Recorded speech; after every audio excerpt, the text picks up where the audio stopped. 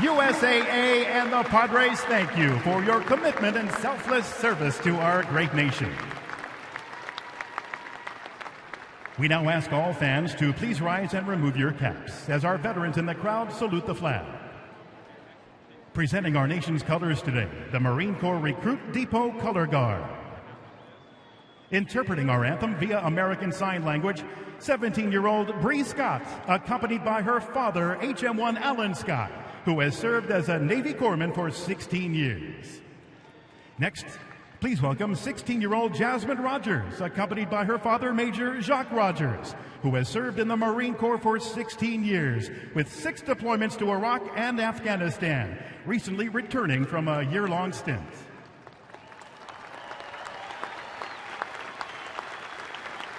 And now please sing along as Jasmine presents the Star-Spangled Banner.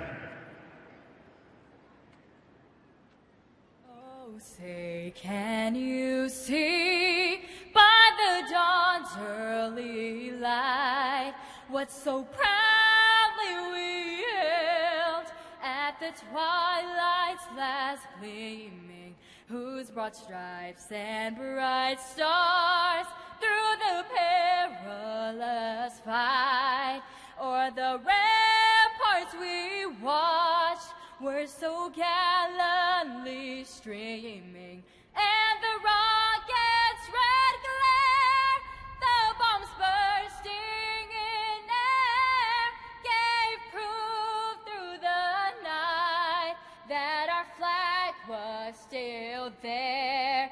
Oh, say, does that star-spangled banner yet wave o'er the land of the free and the home of the brave?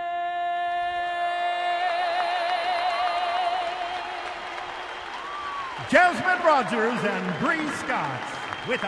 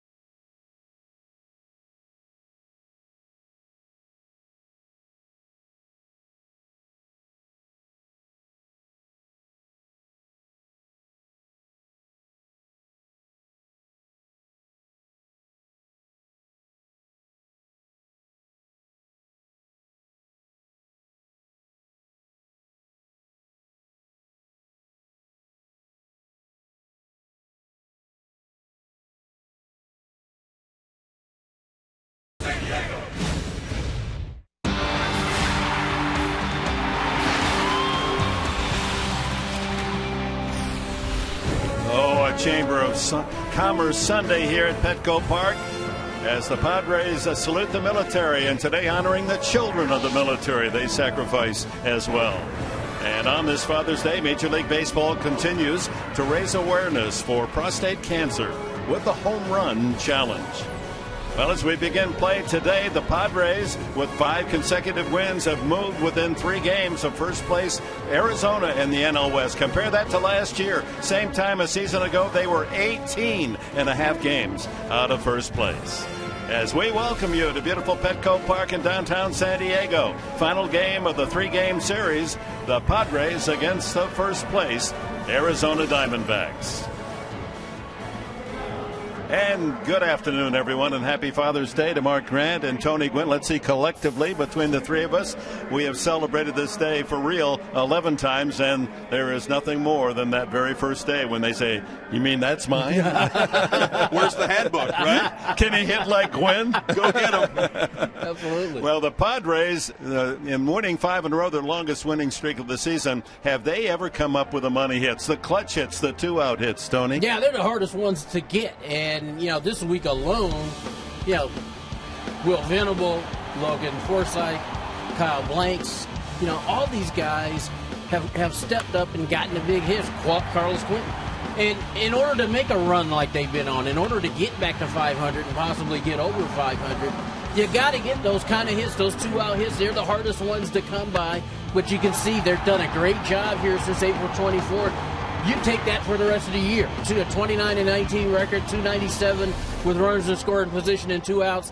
Again, those 2-out hits are like golden. When you can get them and stockpile them like the Padres have, you're going to win some games. And you saw that tape measure home run by Yasmani Grandal gave the Padres the lead after trailing 3-0. That came with 2 outs. Well, on the mound today, Clayton Richard, what's going to happen? Well, he needs another good outing. He pitched well enough in Colorado. He gave up only 4 runs in 6 innings. But one thing for Clayton Richard, he's got to stay in the corners and also pitch in effectively when needed.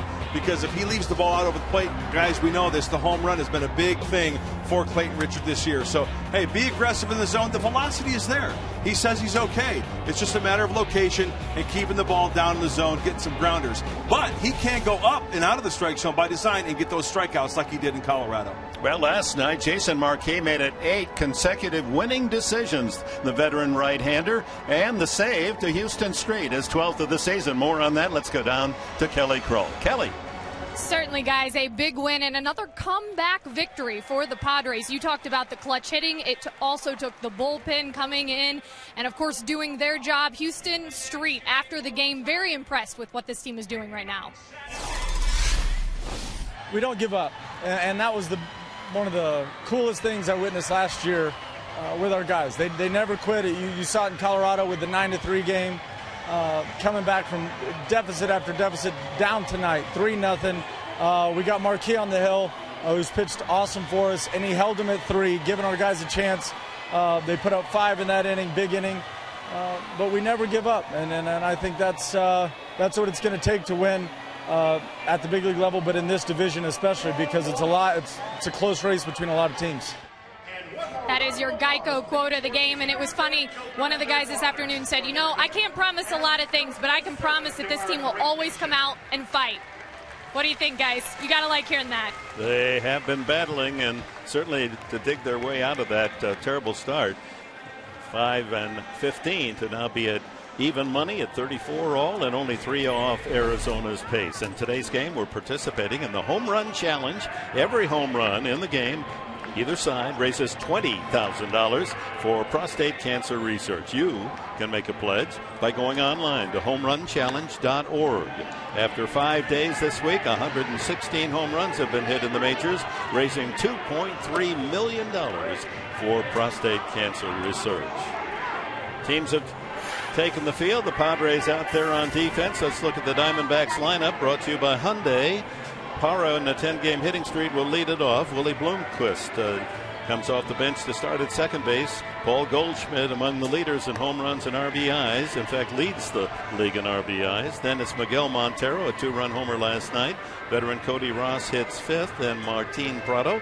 A.J. Pollock in the starting lineup for the D-backs today will be in center field hitting seventh. Cliff Pennington moves from second over to shortstop for today's game, and Ian Kennedy 3-4, but 7-2 against the Padres on the mound. And Clayton Richard, what's the scouting report on him? Well, he needs to stay on the corners and also pitch effectively in when needed. Not all the time, but when needed. He can get those guys leaning towards the outside corner, then bang, get that fastball inside. He needs a big outing and extra day's rest as well. He was originally supposed to go yesterday, but pushed back to today. Hopefully the Padres can go for the sweep against these Diamondbacks. And Mark Grant perhaps learned something from Jason Marquis' start last night, where Marquis was throwing fly ball outs early, and 3 or 4 of them right to the warning track or the wall.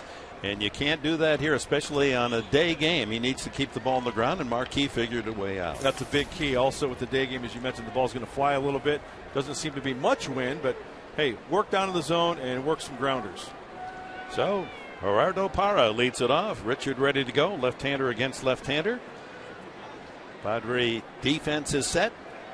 And on this Father's Day, we're underway, and Parra doesn't waste any time. A fly ball to shallow left center. A long run for Kotze. 1 pitch, 1 out. A look at the rest of the Padres defense, brought to you by Aramco Mortgage. You saw Kotze make that play, cutting in front of center fielder Alexi Amarista, Will Venable in right, as the Padres get 3 left-handed hitters in the outfield today. Headley, Cabrera, Forsythe, and Blanks on the infield. And Nick Hundley starts behind the plate for Clayton Richard. Here's Willie Bloomquist. He's had only 40 at-bats, injured during spring training, late arrival as a regular. And he's done well, hitting .400, 16 for 40 in his limited duty. 16 for 40 is getting it done.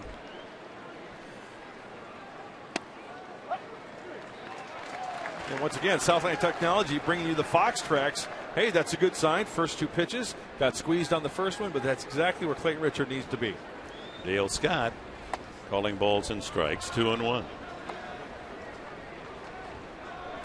Well, it's been a remarkable run. The Padres since the Colorado series, the last 9 games, winning 7 of those. Jams him, foul, 2-2, and all 9 of those games have been decided in close affairs. 6 by 1 run, the other 3 by 2 runs. So if the pattern continues, hang on, we'll go down to the wire for the decider today. Whoa, right off Richard, backhanded, beautiful play by Forsythe. Oh my, that's the defense, along with the pitching that has been so outstanding in this winning run by San Diego. Nice play. I mean, this ball's hit crisply right back up the middle. And Forsythe takes the ricochet. I'll let Derek Jeter here jump throw to first base with plenty on it. How about that? Up in the air. You're exactly right, Tony. A lot behind that throw when he's elevated. Arkansas Razorback firing that one from a jump pass position. So 2 out, and here's Goldschmidt. He fouls it away. He is the top hitter in the National League, Goldschmidt, in day action, hitting .390 in day games. He leads the league in RBIs with those 59. And he's 5th in the league in walks, 5th in the league in home runs. So this young first baseman out of Texas is really developed into one of the stars. He's on his way to the All-Star game, I would think.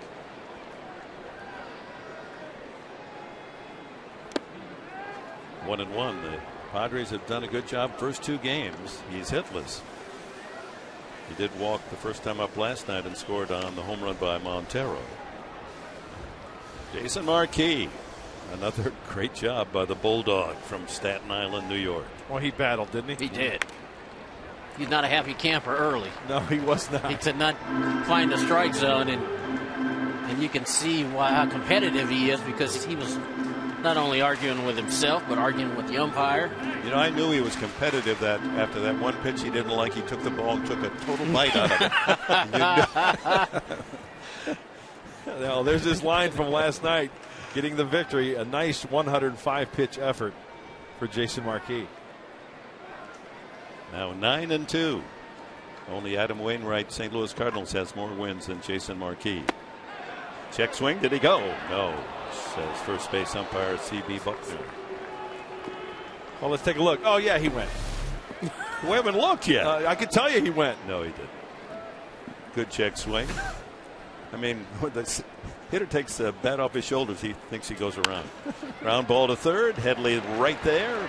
Fires across, and it's a 1-2-3 inning. Good start for Clayton Richard. Here comes Cabrera and the Padres in the first.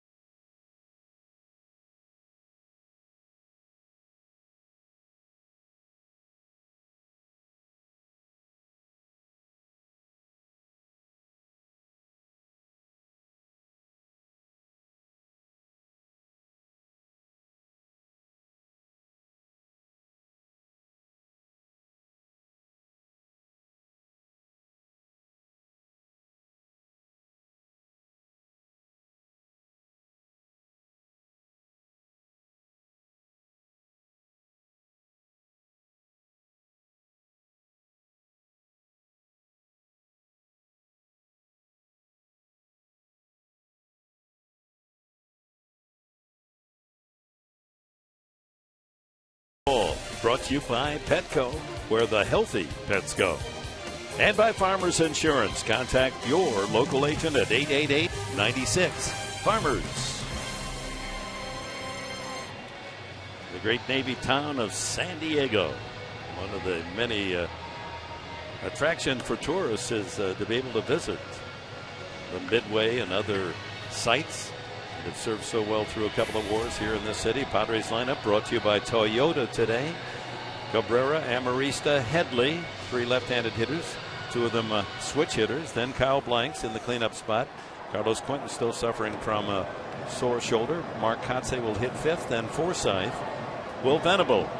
He's got 8 home runs, and 6 of them are right here at Petco. Nick Hundley will bat 8th, and then Clayton Richard. Cabrera against Ian Kennedy. Kennedy disappointing for the D-backs at 3-4 to start. And ball 1. He's given up 13 homers, and he leads the National League with 8 hit batsmen. 2 of those in the baseball brawl at Los Angeles, triggered in part by Kennedy's 2 pitches that not only hit Dodgers but hit them above the waist, above the shoulders.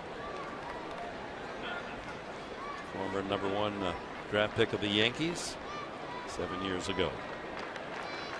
All-America, Southern California University in Southern California.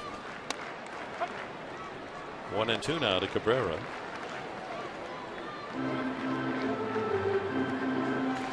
Just an outstanding 2 months plus for Cabrera, and with Tulowitzki injured, probably not able to play in the All-Star game, that starting spot's going to be open for someone else.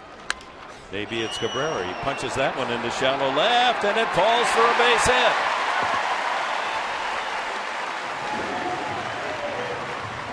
That's what he's done. He's made himself into a pretty good leadoff hitter now. Oh, looks like a changeup. Changeup away, and see how calm he is. See how he stays back on that. And yeah, it's not the greatest swing.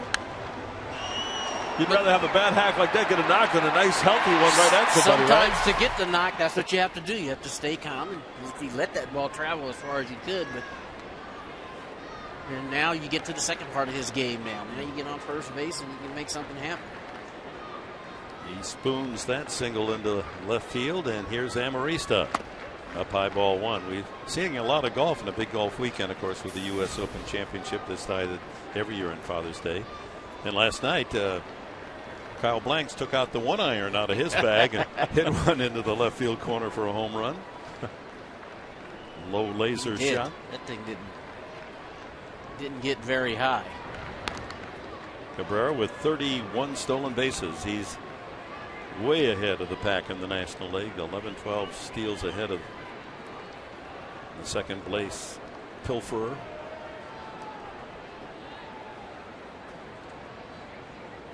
He goes. Swing and a miss by Amarista. Throw is low, and they get him. Boy, Montero, he did that last night. He skips his throw to second base, and he is very accurate. A rare time that Cabrera is thrown out stealing. I think this is hit and run. You see Amarista trying his best to put that ball in play. And Montero, one hop throw right on the bag. And how about Pennington? He had to go up and then down. Gets him right on the hand before getting on the bag there. Did you see a tag there? It was close, wasn't it? Between his hands. Yeah. 2 balls and a strikeout to Amarista. You know, after that close look at second base, hold all tickets. Yeah, it was bang bang.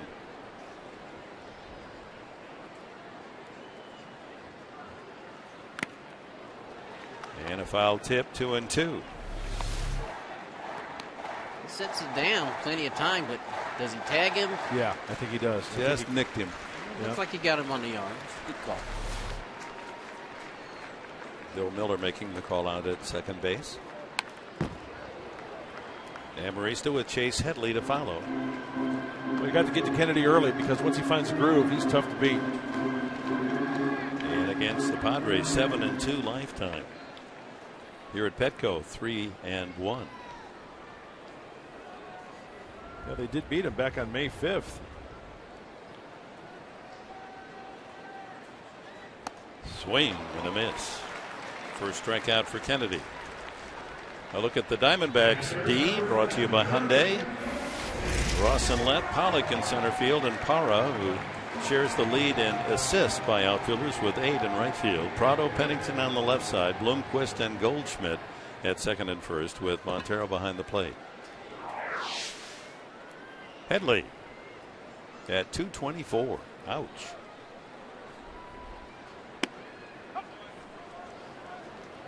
Hitting left-handed a bit better than right-handed. 237 from the left side. His son Colt now about a year and a half. They were working Headley consistently with a changeup last night. Yeah, you're right. Off speed, that hadn't changed very much. Yeah, we just saw a curveball there from Kennedy. The off-speed stuff, the curveball, the changeup. Rolled to first base coach Dave Roberts. Well, a nice 4-pitch mix from Ian Kennedy. Fastball. He'll throw some cutters too now. Changeup and the curveball. Oh, isn't that nice? Love that. Kind of teaching his kid, right? Camouflage jersey. Yeah. High pop up. Back of home plate. Montero shielding his eyes. He's got room, or does he? No, it's just into the first row. You can't pop one any closer to the top of the screen than that.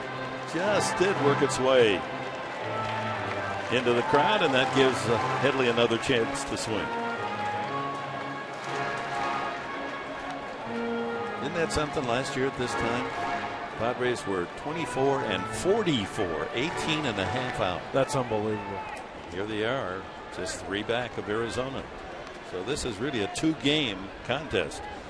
You win your only 2 back, you lose your 4 back. Foul. Good swing there by Headley. That's why these games within the division are so important. You got to win series within the division. You win series, you're going to gain ground. You're going to gain ground on those teams ahead of you. It's the Padres have already won this series. They'll go to San Francisco next, try to win a series there. Another foul off to the left. A healthy dose of pitches away to Headley. Up and down the coast. Outside corner, and a nice catch. With the drink in his right hand, glove in the left hand, and snagging it for the souvenir. Nice to see so many dads and their kids here today. That one's outside, 2-2. Changeup. Lots of fathers and sons out in the park earlier today when we were out there. Oh, the park is packed today. It's packed. Beautiful day for a baseball picnic. Save some for us.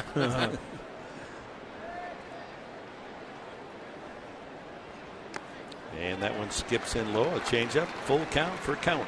Again, they just full count. Are going to continue to keep Chase Headley off balance here. Lots of changeups, lots of breaking balls.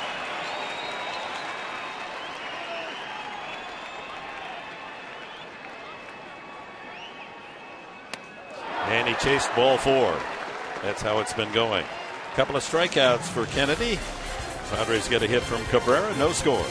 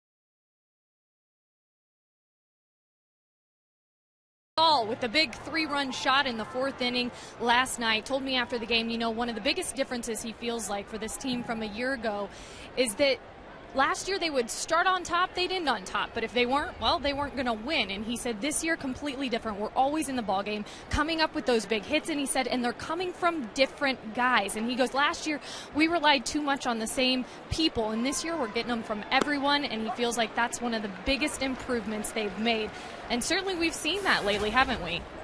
That's a good point, Kelly. Yeah, first through 9, everyone has a chance to contribute, and they're doing just that. You know, it's and I've said it before, but it's worth repeating because I think it's one of the best expressions in all of baseball, and that is, I'll pick him up for you, meaning that, hey, you didn't do it, I'll get you. I'll come through. I'll get the hit for you. Everyone will forget you struck out because I just got the winning hit with the bases loaded. And the same with pitchers and relief pitchers. Pick them up. You know, that's a nice expression, and it's something we could apply in our own lives. Yeah, and I think that also applies to players on a team that don't really care to get credit. Yeah. They don't care if the other guy gets it. Montero with a healthy swing. He homered last night, his 4th of the year. 2 of the 4 have been against Padre pitching. That's the other great thing about winning games is that there is no blame. Nobody's blaming anybody else. You know, when they were 5 and 15, we talked about line to Forsythe. You talked about how hard it was scoring runs or how bad somebody pitched or the bullpen didn't do that. But when you're winning games, it takes all 25 of these guys to be successful. Instead of pointing figures, you're patting backs. That's exactly right. And like you said, you're picking up the guy. They had the bases loaded, nobody out, 2 straight strikeouts. Logan Forsythe picks up the other 2 with a base hit that drives in 2, and they end up winning 2-1. And you forget about the punch outs. The managers don't. The announcers don't. But those guys in that dugout, they do. Yep. And the fans really don't care as long as there's more runs in that W column than the opponents. You got it.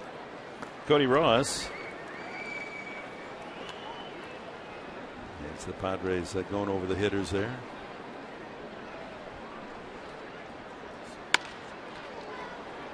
Cabrera from deep short shows his arm. 2 away. You think about the Padres and the fact that they put together 5 straight wins, and they've especially at home. They're 20-7 in the last 27 games. They're doing it recently without Alonso and Jerko, the starting side, right side of their infield, and Maben, their starting center fielder, and Headley hitting around 220, and Quinton, who has missed almost 30% of the games. And yet everyone is filled in, and it shows the depth of the roster and the farm system. And with good pitching and this terrific defense, the Padres are making a statement. Yeah, if they can get Clayton Richard back to the pitcher that he was a year ago, winning 14. There you go. Just like you said, that sometimes in order to get him on track, offense or defense is going to have to pick him up. And you're going to have that game where you score 6-7 runs. High fly ball to right. Easing back is Venable. 1, 2, 3. 6 up, 6 down for Clayton Richard.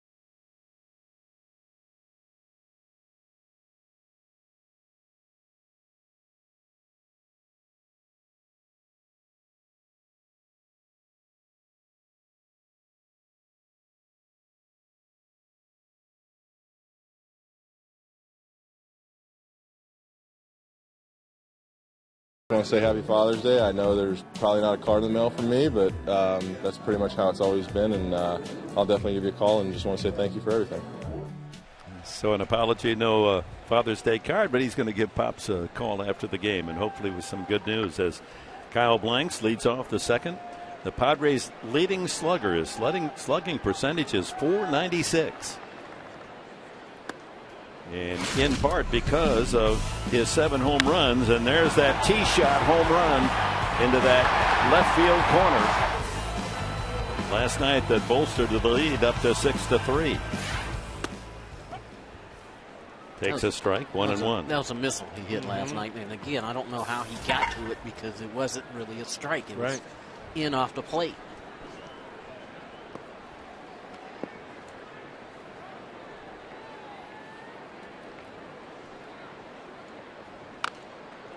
Fouled at the plate. I would think, Tony, as a hitter, righty or lefty, that one that's extremely down and in would be tough because a lot of guys foul it off, whether you swing through it, or if you do make contact, you foul it over by the dugout. Yeah, and Kyle's a big guy, and he swings a big bat. Up high, good discipline there. He's not chasing pitches.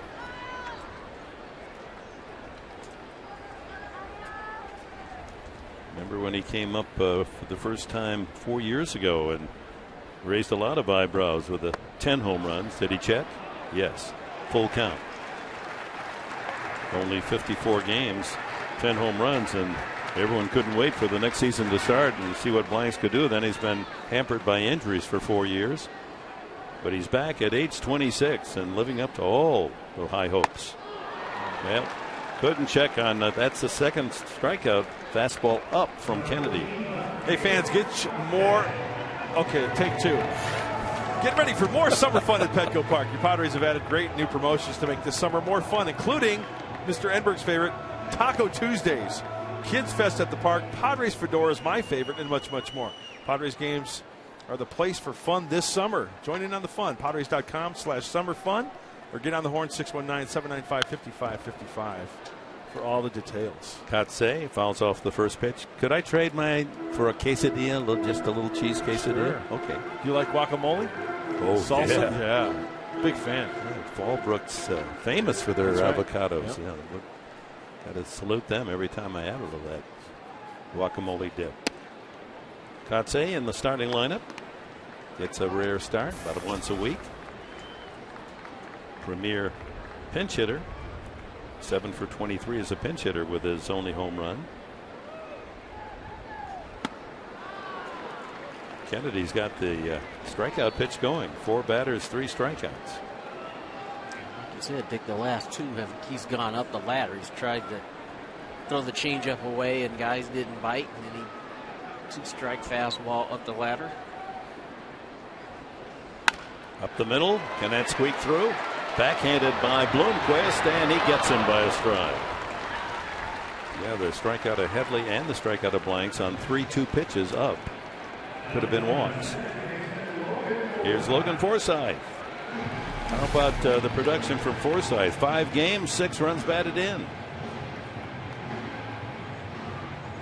I like Forsythe's play. Look at Bloomquist. Get rid of the ball quickly and try to be accurate. Nice pick by Goldschmidt over at first base. Nice big targets over there today. Goldschmidt, Blanks. Yep. Infielders got to love that. Goldschmidt plays with Forsythe up there way off the line at first base. Big hole right over the bag. Look how far he is from the first base bag. Change up, 0-2. Now this is the Kennedy that's been so tough to beat for the Padres.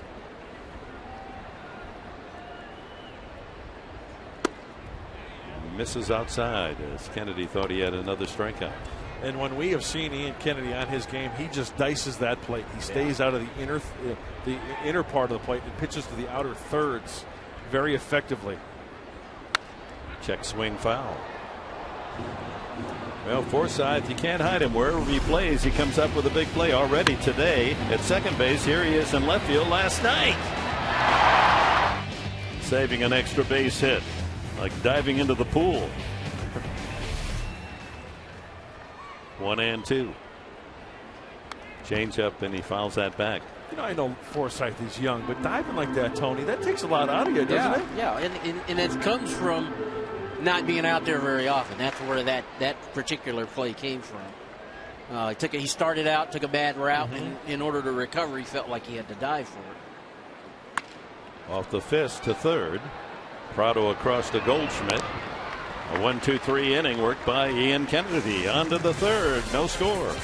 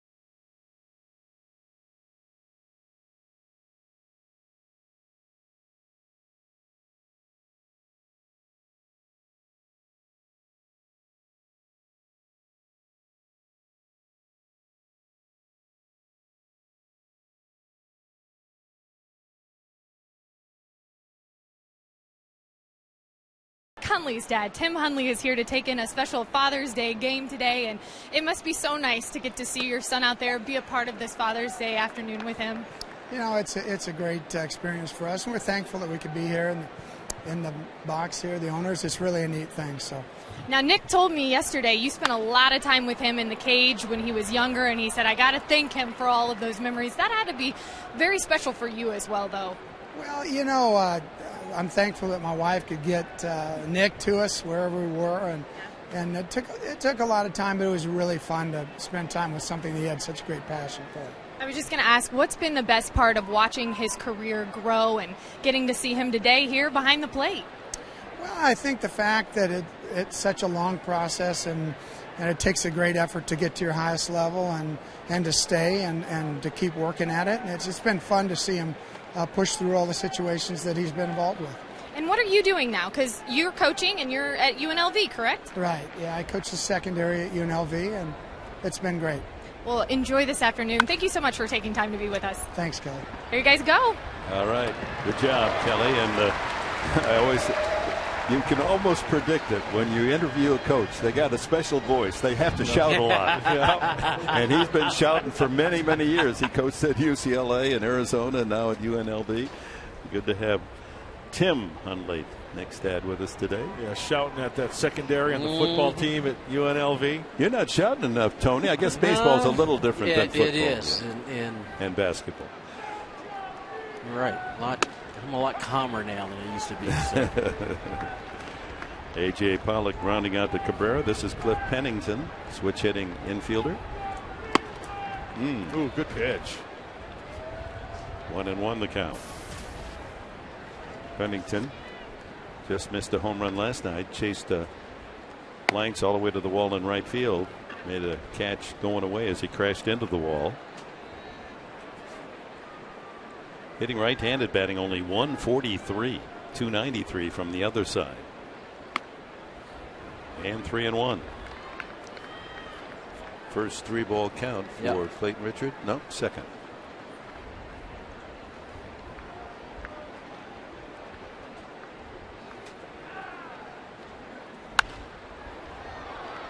Slicing deep into the crowd down the right field side. Well, the Padres coming into this game 5-3 against Arizona this year, and going back to last season, they've won 14 of the last 20.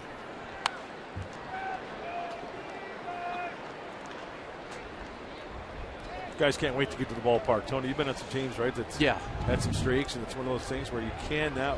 Guys start getting to the park earlier. Yep. Start wondering who's going to be the guy today. You start asking that question early during the day. Okay, who's going to be the guy pick us up?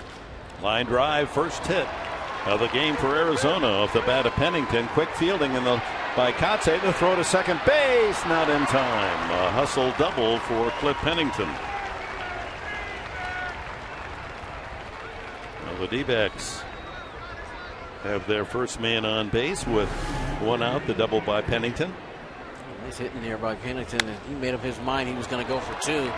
Mark Kotze had to run a long way for this ball, and he does what a left fielder does. You get it, you spin, accurate throw to second, just not in time. He played that ball perfectly, Mark Kotze did. Nicely done. Brings up the pitcher, Ian Kennedy. Kennedy is 3 for 25 this year. And they're going to see if Pennington hit first base. He did.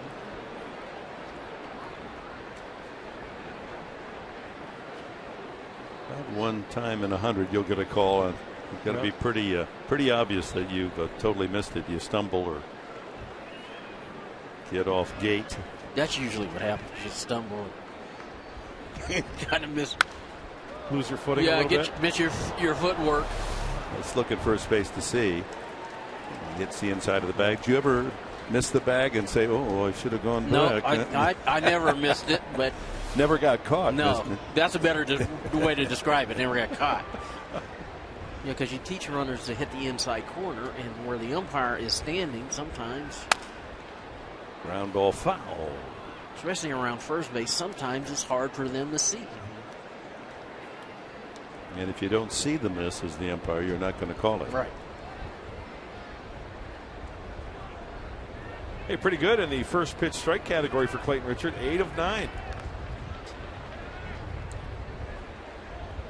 So the count, 2 strikes on Kennedy, and Clayton Richard wants to make sure with the catcher Nick Hundley that he makes the right pitch here. Kennedy, while he has only 4 hits in his career, they've been productive. He has 12 RBIs.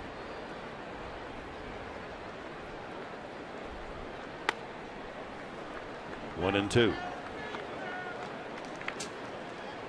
And checking the velocity, Mark Grant, how about it for Clayton? Velocity is right there, 92-93 from Clayton Richard.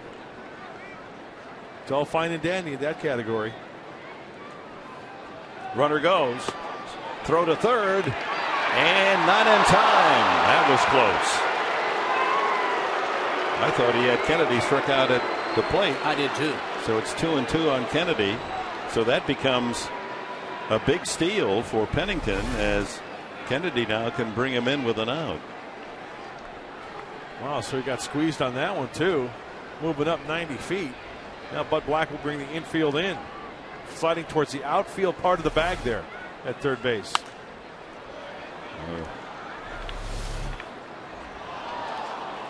Now that was a good pitch. That should be strike 3. Coming out of the crouch, may have screened Dale Scott. It was pitch 4. Pitch 4. Lower left-hand corner there. Clearly a strike. 2-2. Right back through the middle base hit. Yeah, he doesn't get many hits, but they certainly have counted based on his record. And Kennedy gives the Diamondbacks a 1-0 lead.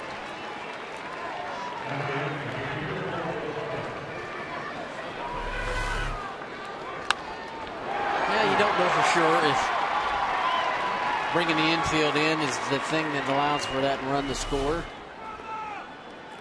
First RBI this year for Kennedy. So with 1 out, double Pennington, steals third, and Kennedy brings him in with a sharp single up the middle.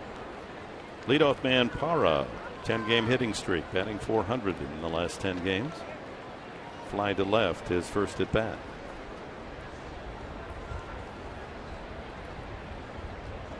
One hit in the Friday night game and 1 hit last night. Keep the string going to 10. You know what I would do? I know it's the pitcher over there at first base, but I'd give maybe a couple pitches if you're lucky enough, maybe a strike, 1-1, to go over there. You might get Kennedy leaning just a little bit. You never know. I know he knows he's got a good move in the division. You play him quite a bit. Yeah, you're right. Just for the heck of it. I think if you're going to go over there with as short a lead as he's got, you got to throw your best move right at him. Exactly. Or do a courtesy move. Just the old, throw over. Well, the courtesy move makes him aware that you're going to throw over. The terrible move, and then you'll lay the A move on him the next pitch. Meanwhile, he has to feel fortunate. He was struck out, but Richard didn't get the call. We may look back at that particular at bat with some interest as this game progresses. Should Parra make out here, Richard should have escaped this inning without a run scored.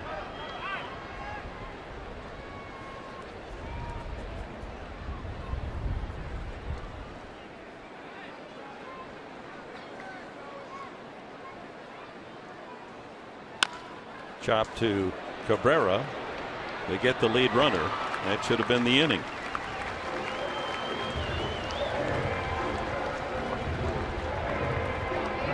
So 2 outs to Willie Bloomquist.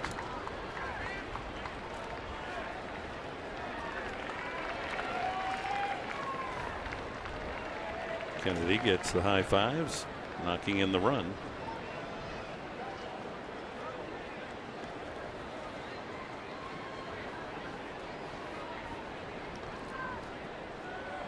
Bloomquist denied a hit the first time up, rocketed one back to the mound, deflected by Richard over to Forsythe to throw him out.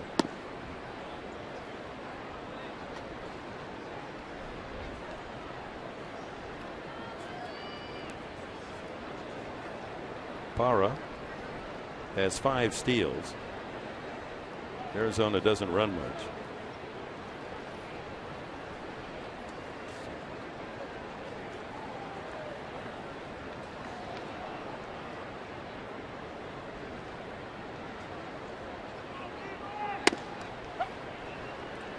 1-1.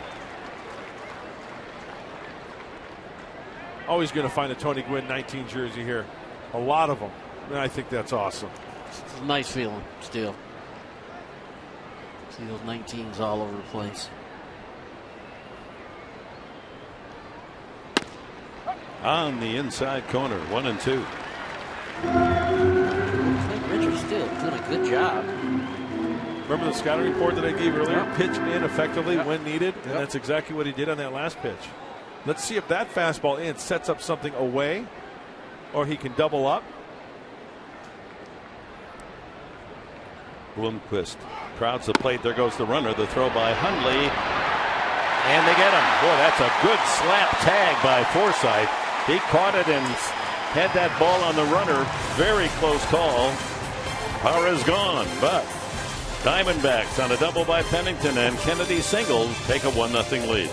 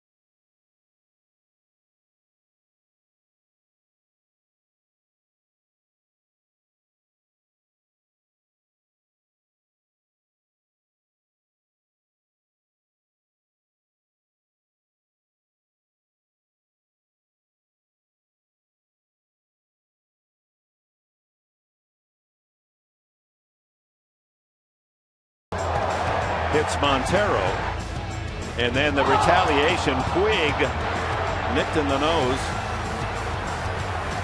and then Greinke was also hit. We didn't use you. There were 4 different hit batsmen, but 2 of them by Kennedy, and both of them, one Puig in the face and the other Greinke, the one you just saw. That was interesting. McGuire and Matt Williams doing the do-si-do. Venable swings and misses, and a 10-day suspension ordered by the Major League Baseball office for Ian Kennedy. He's appealing, so that's why he's on the mound today. Up and in has been a pattern for Kennedy. Now, how long does the appeal process usually last, Tony, before they make another decision? That's a good question. I don't know. I know usually sometimes they wait for you to come to New York, but in this case, I don't. I'm sure you get a couple of days. Hit well, Venable to right. Daytime home run. Will Venable ties it.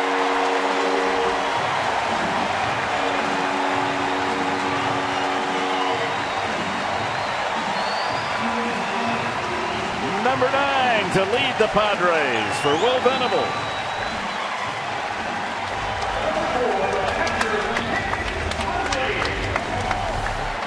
This was. I think that's a changeup. Tony, I think you're right. That's pretty good swing right there. Looked like he sat on a changeup and got it and hit it a ton. Nice catch. Oh, the fryer in his fedora.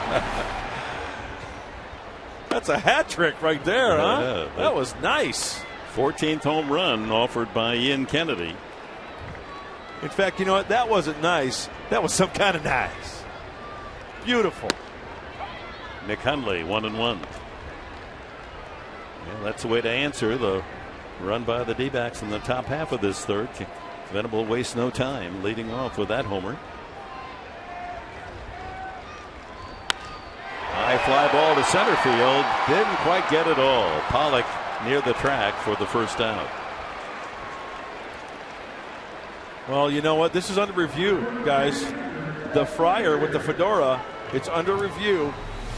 And let's take a look. He's going to his right. The hat. Oh, you know what? I retract that some kind of nice. You thought it was a frock catch. It was a mock catch. There you go. Nice, Professor. Swing and a miss by Clayton Richard. Very nice. He'll swing hard and the ball will hit his bat now and then. He's 3 for 12. 119 lifetime. He has a new son, of course, Cashton. Venable's home run measured at 429 feet. We've had some big home runs in this home state. Yeah. Forsythe, the longest of the three. 1 and 2. And none of them didn't matter if the fences were in or back on the 3 home runs of Padres have hit. They all have. The shortest one was Blank's bullet down the left field line last night. 4th strikeout for Kennedy. Yeah, you're talking about Grandal last night, hit it 442 upper deck left, and Forsythe's home run to left center, his first at bat since being activated, was 445 feet, and this one 429. So all plenty of distance over 400 feet.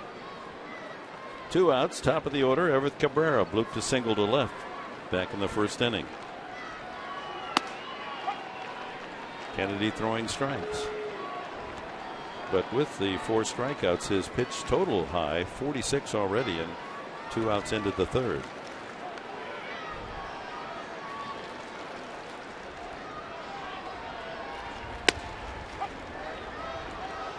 In, out, up, down.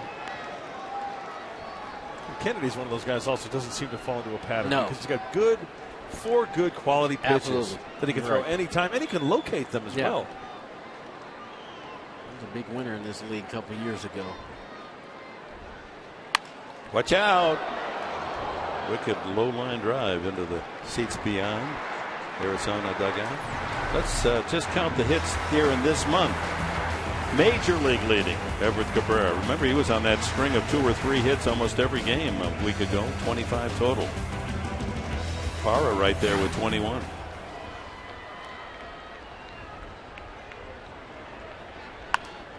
And another foul. And this is what he has done and why he's become a better hitter. In fact, as he stands in the batter's box at this point, he's hitting .301. With 2 strikes, he's shortening up on the bat. And he realizes Kennedy's got a good curveball. He's got a good changeup too. So, you can't just stand there and look for a fastball because he'll mix them in. 1 and 2. We talked about the first base hit he got. He really stayed in there nice, even though it was a changeup. Even though he was out in front of it, still he looked like he was trying to hit whatever Kennedy was going to throw. He didn't try to pick out a specific pitch. 2 and 2. Making Kennedy work. And you see him. He's seeing that ball out of his hand and trying to make the adjustment after he lets it go. Tony, were you always on one spot of the bat, or were there times when you choked up? No, I was always. I had a little bat. Yeah. So I was always 31 inch? 32 inch. 32 and a half.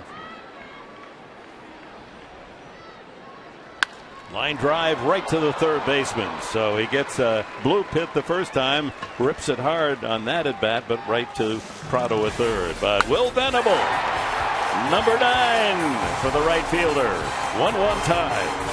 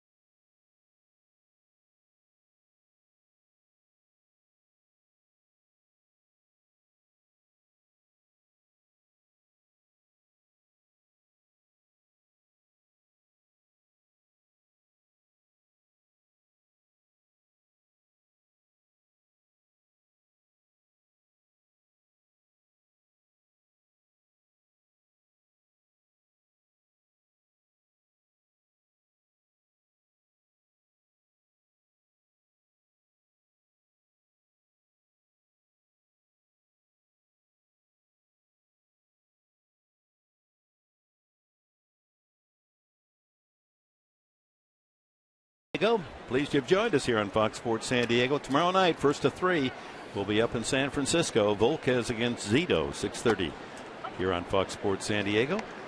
Kastner and Kane, that'll be a terrific matchup on Tuesday night. And then Wednesday afternoon, Stultz draws Bumgarner in the battle of lefties.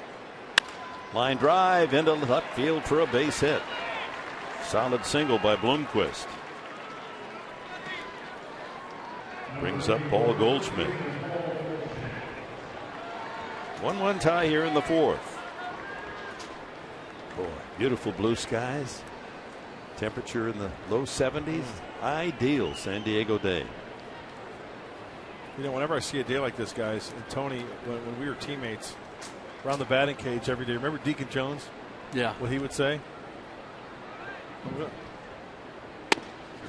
Of course, I'm going to clean it up a little bit. Of course. But he would say, another horrible day here in San Diego. He'd be looking up in the sky, blue skies, just absolutely gorgeous day. Every day around the batting cage. Deacon Jones, the batting coach. Yeah. Right? Yes. Yep. Not the Deacon Jones, the sack master of the Los Angeles Rams, when they didn't record sacks, and he probably would have the record. He had 20 a year. I did the games in those days. Just passed away. Colorful character. Named himself Deacon because David Jones seemed way too common for him.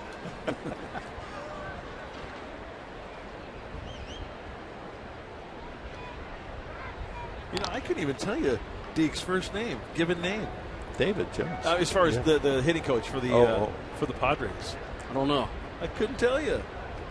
I'd have to Call look him that one up. Deacon. He was like Merv. He had a great sense of humor. Yeah, Merv yeah. Redmond. Up high, 2-1. In respect to the move of Clayton Richard, Bloomquist was going toward first base when that pitch was delivered.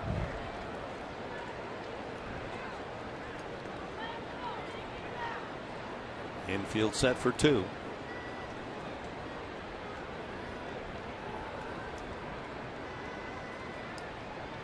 Oh, that's a good fake slide step move to first. Like fake, like going to the plate. Because a lot of pitchers will use the high leg kick to go to first, but that was the slide step move. Watch, he just picks up that foot. Well, that's a good move. He had me picked off.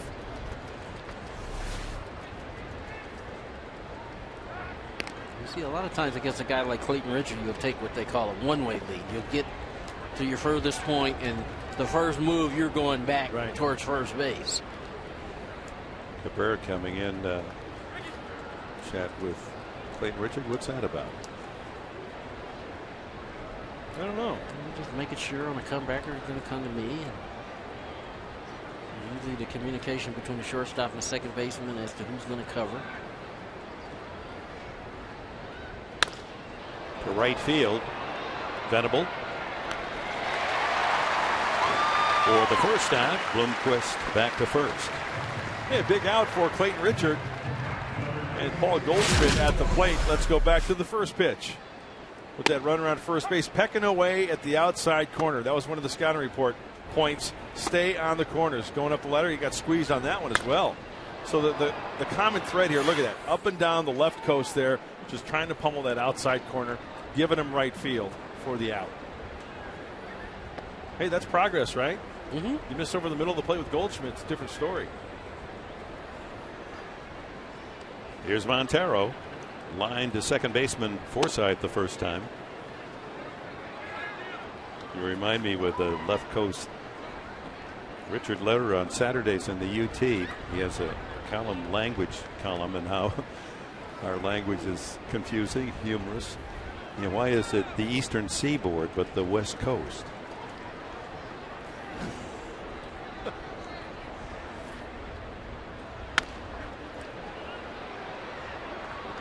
No chance to get the lead runner. Montero out 4-3. Bloomquist moves into second base, and Cody Ross the hitter. Come cheer on your Padres Saturday, June 22nd. They're going to face off against the Los Angeles Dodgers. First pitch is at 4:15, and the first 25,000 fans show their support with a Padres rally towel presented by TaylorMade. Get your tickets today at Padres.com or get on the horn at 619-795-5555. And why do we drive to the park and park in the driveway? That's a good one. It's a moot point. Yeah. That was the whole topic yesterday. But anyway, we work in a very confusing language. Ross with a high fly ball. It's Forsythe angling, and they fight for it, and the big man wins, and unfortunately Blanks able to hold on. The 88 train at the depot. Get out of my way. Oh, come on.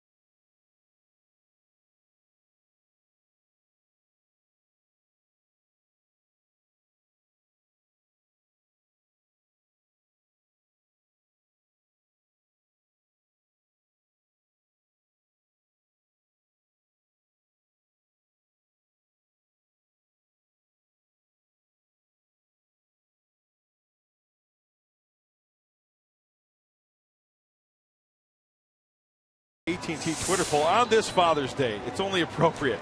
Who is the funniest TV dad of all time? Al Bundy from Married with Children. Archie Bunker, eat it out of the chair, huh? Frank Costanza from Seinfeld. Peter Griffin from The Family Guy. Or Cliff Huxtable from The Cosby Show. Use the hashtag Bundy Dad, Bunker Dad, Costanza Dad, Griffin Dad, Huxtable Dad. It's a good one. Thanks for playing. Hey, Cos, his routine was based on being a father. Wrote a book about fatherhood, didn't he? Yeah. He'd be in my top 5 funniest people I've ever met. Homer Simpson gets an honorable mention. I mean, you know, it's really tough to narrow. And I'm sure we can think of 5 other ones. Go to work. You ought to be able to come up with a couple more, huh? Phil Dunphy from. Hey, Amarista leadoff walk. Well, nothing funny about that. That's usually serious. Well, there they are again. You know, Phil Dunphy from Modern Family's a good one. Boy, I tell you what, guys. For me, that's a photo finish on all those. I think one of the funniest routines ever by Kaz was his going to the dentist office and when his face is numb.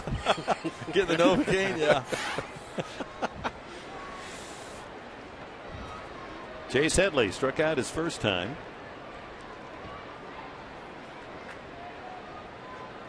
Chase has fallen down near the Mendoza line. Change up again. As he stands in the box, and this at bat hitting .223. You know, the one thing I've discovered, Tony, and you've talked about it quite a bit, but the off-speed stuff, if he does get a fastball, it's not going to be for a strike, right, it seems like. Exactly. And that's, you know, at some point you'll realize, you recognize. Snap throw almost into right field. Goldschmidt had to use his 6'4" height. Go up and get it. And just like I said, that last pitch was a fastball, but it was up and in. Kennedy's throwing his breaking balls for a strike, his breaking ball, his changeup for a strike. The fastballs that he's throwing, Chase, aren't strikes. He struck out on a 3-2 fastball up around the chin. Exactly. And so sometimes when you get out to a slow start, you want to try to make something happen.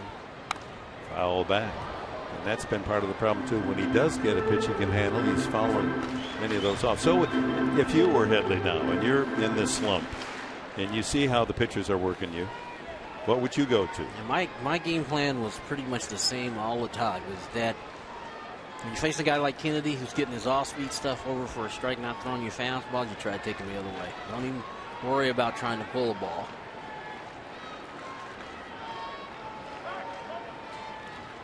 And it's so human for a player in a slump who's had, this grand year a season ago, 115 RBIs, 31 home runs, to think, I'm going to overpower it. That's how I'm going to get back. I'm going to hit a home run. That'll make up for it. That's playing right into the pitcher's hands. And their scouts writing all these at-bats down. There's video everywhere. And, just this series alone, Kennedy today. Yesterday it was Miley. He threw him change-ups.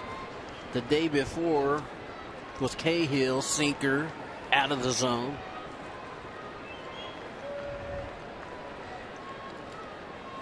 One and two the count. And he takes upstairs 2-2. So you were 5.5. You should have had that number, instead of 19, just 5.5.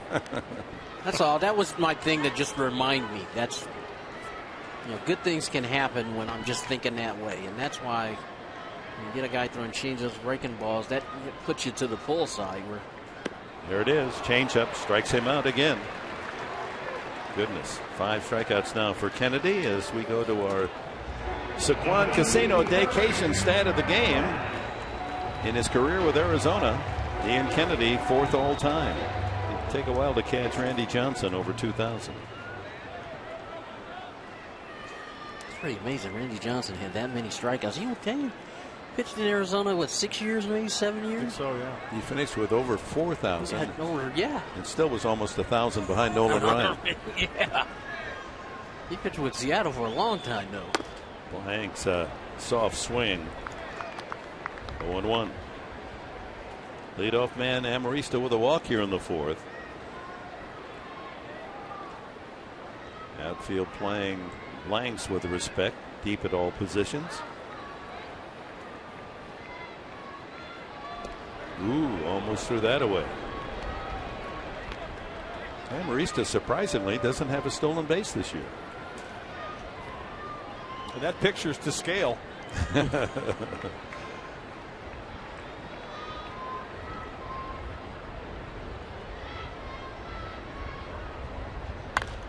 Ooh, just missed that one. Popped it to the left side, and Prado is calling for the second out. That'll bring up veteran Mark Kotze.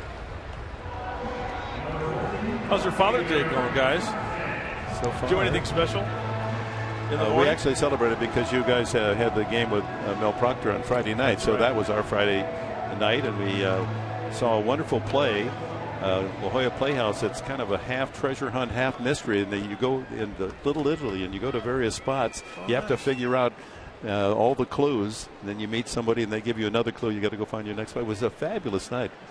Barbara and I and our son Ted and his young lady friend. We had a good time. Then had a nice dinner. Tony, did you do anything? Not yet. No. I look forward to getting home and with my wife and daughter and her son. I'll call my son when I get home because they had a big brawl last night in Albuquerque. Anthony's ripping it up, by the way. And he's doing well. He's doing really well. Really proud of him. Kotze rolled to second his first time, and that ball gets away, but not far enough for Amarista, who has to dive back. He was tempted to go. And the count now 1-0 on Mark Kotze. How about you, Mud? I did some vacuuming today at home. Did you? And probably many days to come. Well, we leave on the road after this game, so I figured I had to do some chores before I left town. So a little vacuuming the house and clean it up a little bit. Good to go. What's the name of that vacuum? Oric. Okay. You got to get a free one, all those plugs. High fly ball, right field, just under that one.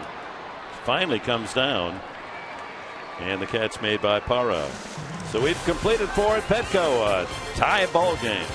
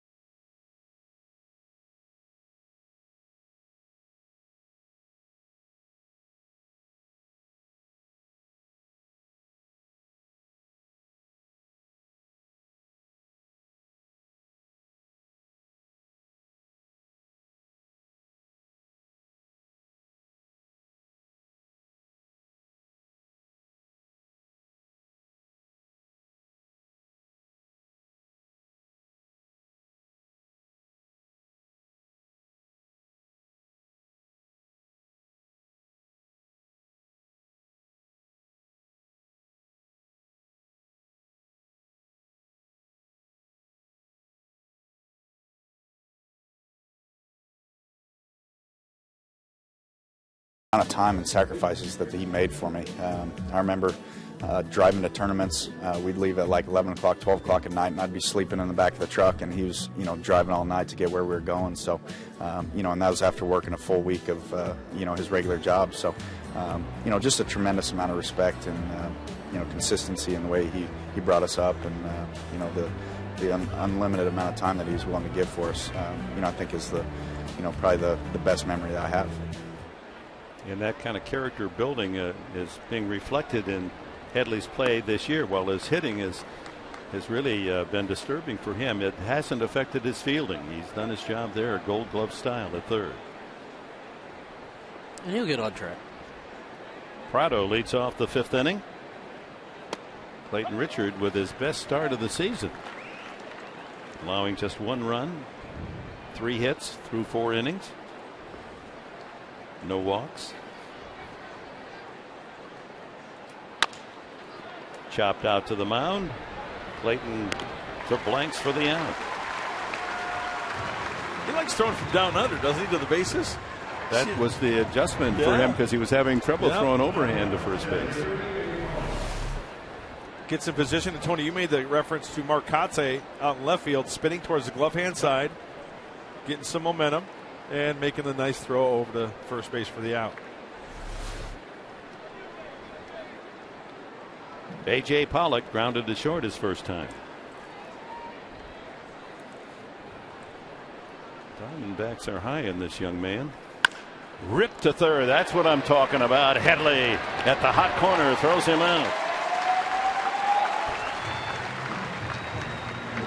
You remember a couple of years ago when Headley was playing left field and they were saying, hey, he could play third base, and everybody was like, I don't know if he could play third base. Well, Gold Glover. Yep.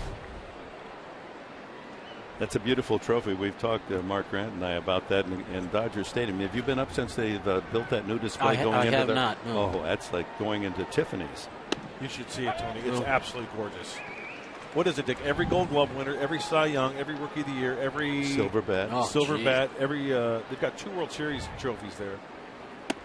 Even though they've won more than that, but it's just absolutely beautiful. Pennington doubled and scored. The D-backs run in the 3rd came in on Kennedy's single. A breaking ball for a strike, 1-1. Where are all your? Maybe I shouldn't ask you. No, you don't it's in my living room. All that stuff. You got what? 8 of them? 8 silver bats and 5 Gold Gloves. Man, that's sweet. That's everybody asks. Hey, someday you may be in the Hall of Fame with that kind of. Yeah. You want to know who has a stash? That's where a stash is, Dick, at the Hall of Fame. I mean, they had a lot of stuff that's not on display down in the. Yeah, I got a chance to go down in the balls. And, wow. There's even a file on you, Mark, and me. There's actually a drawer. Anyone who's been involved with broadcasting. What, is there like a little leaflet in there? One of your locks of hair when you pitch for the Mariners. The mullets. My file is about as big as the book on Finnish humor. No. I would. That's one trip I haven't made yet. You need to go. Oh, you need to go. Just to be in that beautiful Cooperstown, named after James Fenimore Cooper, and beautiful the flower baskets all through town.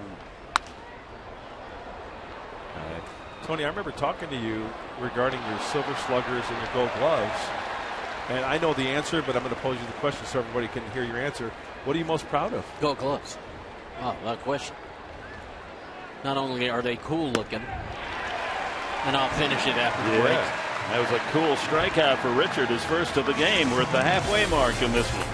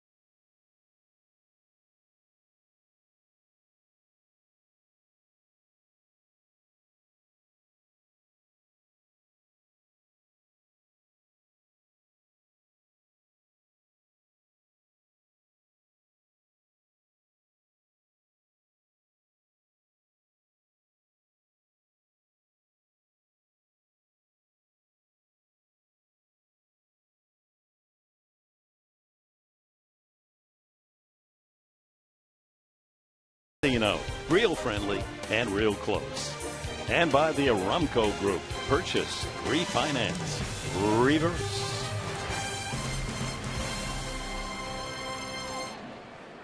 With Mark Grant, Kelly Kroll, Mr. Padre Tony Gwynn, Dick Enberg here at Petco. Bottom of the 5th inning, a 1-1 tie. Logan Forsythe, Will Venable, and Nick Hundley to hit for San Diego. Venable's home run tying the game at 1. Back in the 3rd.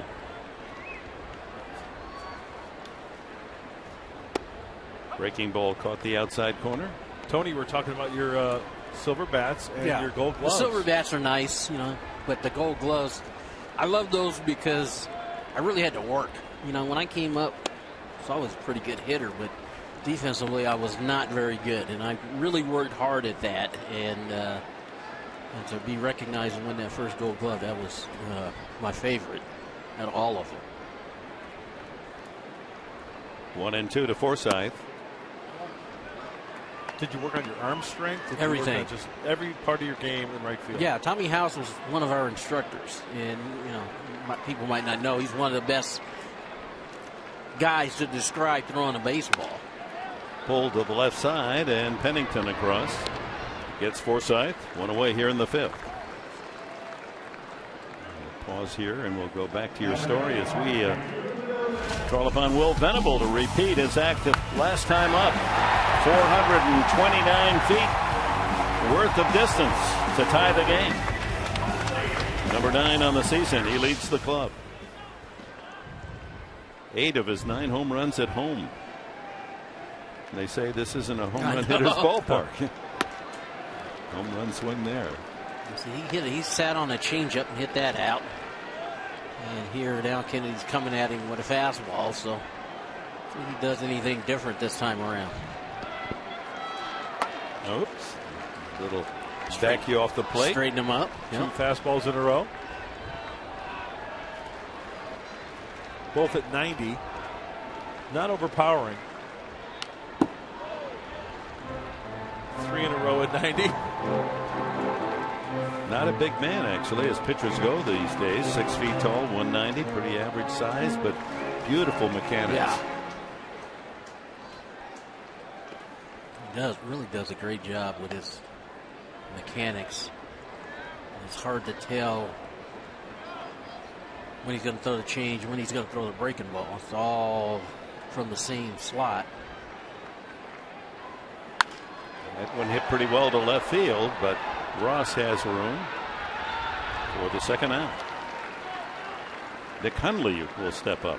The one thing you talk about the size of Kennedy, the one thing I look at in his mechanics is when he makes that stride towards home plate, and once he's planted, right, he's squaring up, and then that hip turn, that torque he gets, and it all works in unison, but the arm speed is a big key. But his torque from his frame, the midsection of his frame, legs, hips, getting through, that's a big part of his game. Plant and go. Hundley flying to center his first time. Watch when he plants, and as you watch right here, watch the hips kind of turn that way. It just gives you an idea how you get that torque going towards home plate from the midsection. When you think about it, in all sports, that's so basic, primal, isn't it? Golf swing, tennis swing, baseball, any swinging kind of activity. You think about Ted Williams and the torque that he produced. Tiger Woods, the torque that he produces. Rafael Nadal, he got plenty of torque. 3-0. And 3 balls and a strike to Hundley. I know a lot of pitchers always talk about, you got to have strong legs. Sure you do. But I'm a firm believer of the midsection. If your core is strong, I think you're pretty good to go. Foul back. I noticed your torque, when we go out to the restaurants, you can turn. as soon as that tip comes, that turn away from the check. Yeah, exactly. Yeah. That's real torque. You've seen it, right, Tony? Oh, yeah. Get the slow-mo camera on that sometime. There's Nick's father watching. A 3-2 pitch. Foul back. Tim Hunley, a long-time football coach.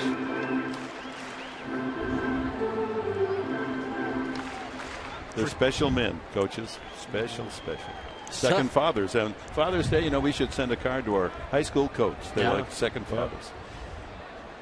Long drive, but it's going to go over to Escondido somewhere. Or is that Encinitas, that direction? That was in the upper deck. That's a Roger Repos home run. Yeah, for fathers, it's always hard watching your sons play at this level. Pull so hard for them, you want them to do well. You can't show any emotion. You try not to. Another one, the same spot. I mean, that was only 10 yards from the first one up there. But the last thing they thought they were going to get a baseball today. The same fan may have gotten both of them.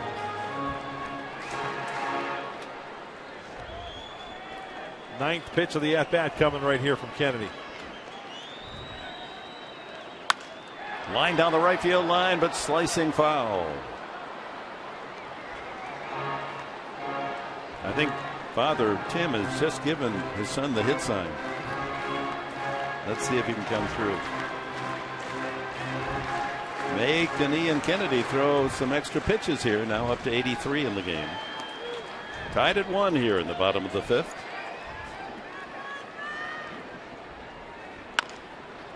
Soft roller to third. Prado with a charge, and he gets him. Oh, Kennedy mowing him down. Only 2 hits allowed, but won the home run to tie it at 1.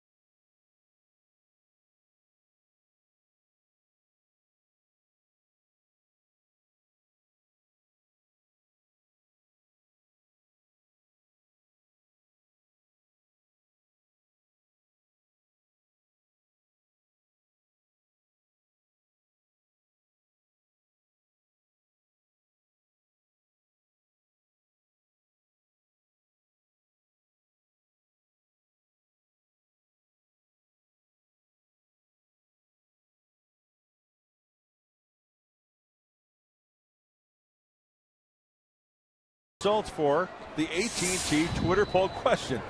The question was this: who is the funniest TV dad? And coming in first place by a wide margin, he's a wide guy, Peter Griffin from The Family Guy. Coming in second, Cliff Huxtable. And I'm really shocked at this, guys. Frank Costanza, only 6% from Seinfeld. Al Bundy, Archie Bunker round out the field. Thanks for playing.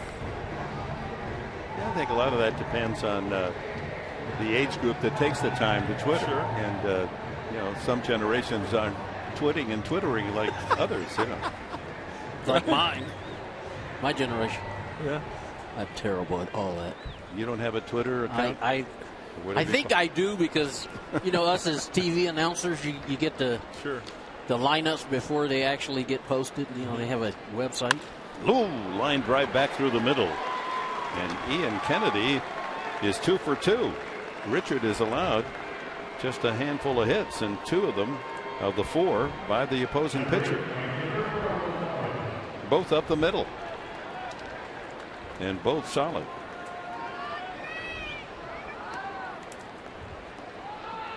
Top of the 6th, leadoff man on. We go to the top of the order, and Gerardo Parra. He's 0 for 2. As you can see, 2 for 11 in the series, but it hits 1 in each of the first 2 games to extend his streak to 10. Push bunt. Richard to first for the out. That'll serve as a sacrifice, even though Parra was looking for a base hit. Yeah. Ball kind of rode up and in on him, too. Yeah, he wanted to drag that ball, but it was in on him. He kind of protected himself. That was there? more of a defensive. See, he was going to take this with him, and then he decides, let me try to go the other way. Luckily for him, he didn't get a whole lot of steam on him. Richard's only play was the first base. So Kennedy, the pitcher, in scoring position here with 1 out in the 6th. Willie Bloomquist hit the ball hard twice. One deflected by Richard to the second baseman Forsythe to throw him out. The other a line drive single to left.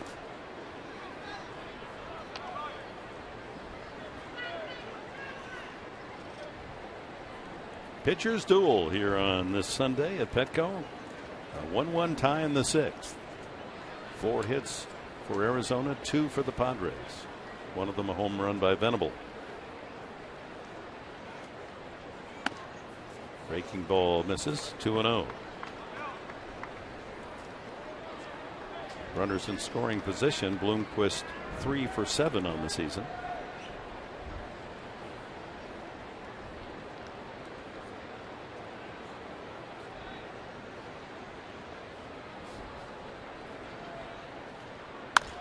Another line drive into right field, charged by Venable. Kennedy will be held at third base as the throw comes into the plate, and although it wasn't cut off, no chance for Bloomquist to advance to second.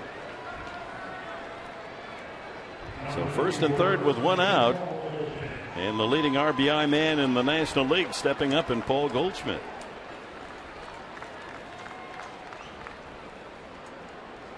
Hitting .419 with runners in scoring position. That's 5th best in the National League. And he's tied for first in grounding into double plays for the Diamondbacks, along with Montero and Prado at 10. Oh, so that's the Padres' half full look at the situation. Huh? The infield back looking for the ground ball. They get one. Will they get 2? There's 1. Back to first base. A double play. You called it, Grant. How sweet it is. The double play bails out Richard. And we go to the bottom of the 6th.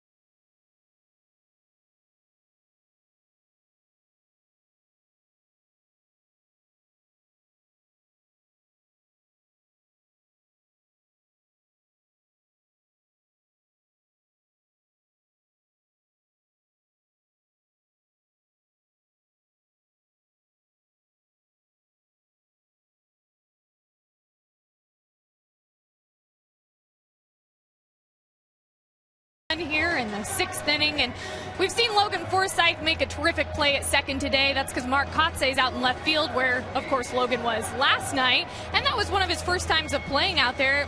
Bud Black said, he'd done a little bit of it in his amateur years, but not so much. He believes that's a mindset thing, though. Guys have to embrace moving around in the field and doing different things. He goes, as a baseball player, you just come to play, right? And that is one of the strengths, of course, of Buddy's lineup, the versatility of these guys. And we're seeing it day in and day out as a couple guys have gone down. Tony Gwynn, you said it earlier, it's time for that guy to step in and help out, right? Lift each other up. That's exactly right. And this run that they've been on, that's exactly what's happened. Forsythe's come in, got some big hits, and it just seems like it's a different guy every night. Kyle Blank's a couple of hits. Rondell a home run the other night. Ian Kennedy's given up only 2 hits, but he was just hit himself warming up. Montero, look at this throw. Hits him in the face on the bounce. Fortunately, nothing serious, but it didn't feel very good. Count on that. Clayton Richard leads off the bottom of the 6th, the 1-1 tie. He burned a 91-mile-an-hour fastball at Montero. I was like, you know what? Kennedy's got 2 hits off me throwing fastballs to him. Yeah, he can throw me one, too. 0-2. Kennedy with only 1 walk and 5 strikeouts. Struck out Richard his first time.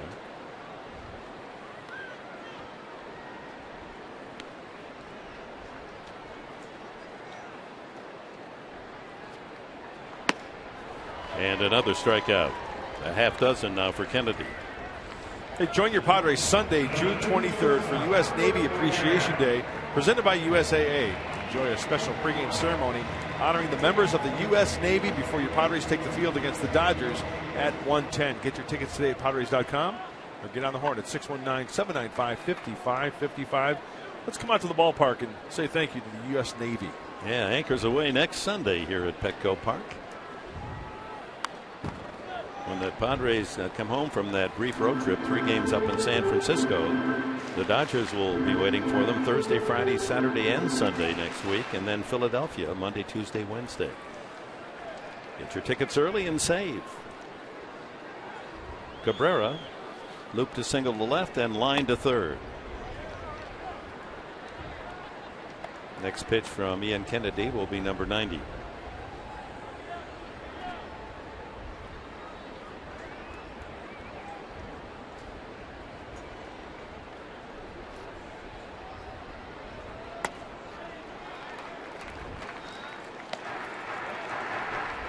Mentioned that Cabrera's, Tony Gwynn, becoming an excellent leadoff man. He's 9th in the league in walks, and he's up there in total hits as well. Number 6. So that's getting on base, setting the table.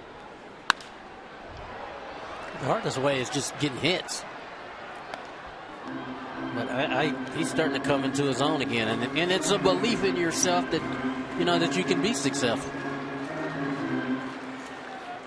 Got 31 stolen bases, and he keeps getting on at the rate that he's getting on. He's going to have a chance to maybe double, triple that. And backs away and works the count full. Now he's made the pitchers work every at bat. It really seems like he's starting to embrace being that leadoff hitter, that leadoff guy. This is where Kennedy's gone with a high fastball. And does again. Good call. That was ball 4. He struck out Headley and Blanks earlier in the game on 3-2 pitches up there.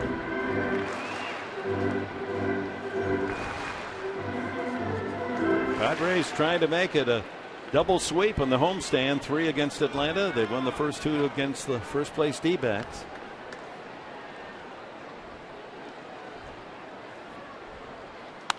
And another foul.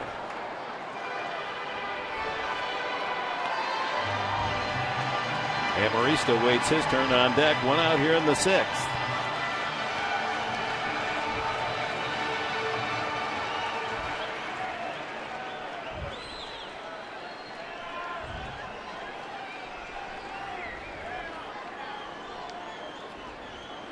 Looks like a fastball away.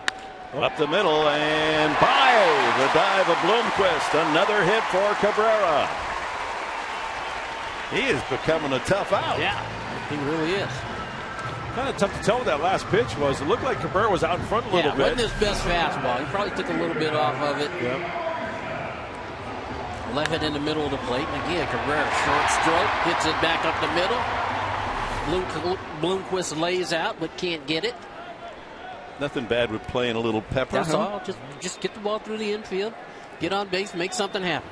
That hit raises his average to 303.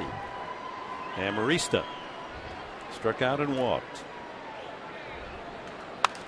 Pops it up around home plate, up the old elevator shaft. Montero shading his eyes and makes the play.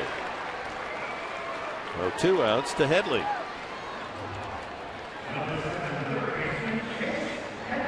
He has struck out both times, swinging.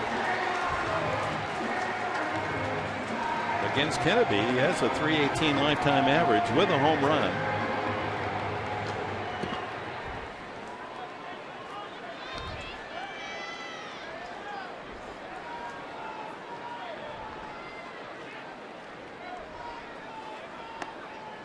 Cabrera was thrown out, very close play, trying to steal back in the first inning after he singled. With a left-handed hitter up there, big hole between first and second for Headley to shoot at.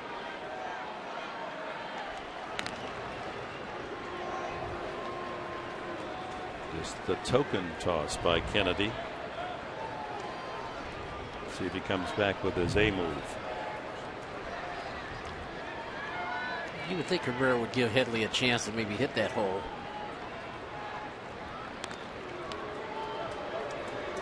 That helps Cabrera to know he's measured a good lead. He can get out at least that far. Brad Ziegler heating up for the Diamondbacks. Side armor. As Kennedy is closing in on the 100 pitch mark.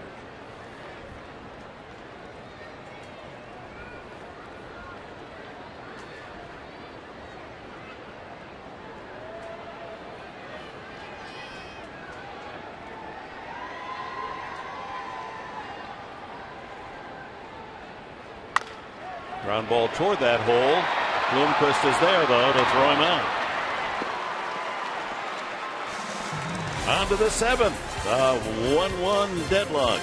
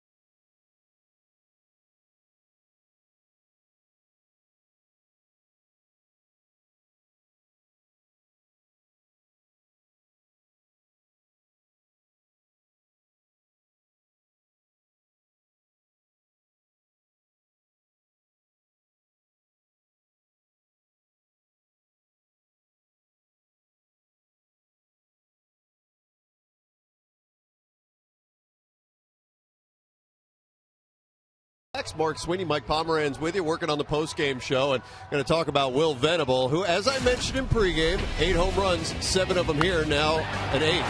That's exactly what I was going to say, Mike. That continues to power at home, and that's impressive on a hanging changeup. What an outstanding swing by Will Venable. So we'll talk about that. We'll also have Clayton Richards' nice afternoon, and we're going to show you the highlights from that squabble between Mark Sweeney and Mark Grant in the inside corner. Plus, you'll hear from Buddy Black. We'll see you guys after the final out. The highlights? Oh, my. I can't wait for that. I thought in gesticulation I gave extra points to Mark Grant. I thought Sweeney was a little stony in selling his points. Montero up the middle softly, enough time for Forsythe to make the play.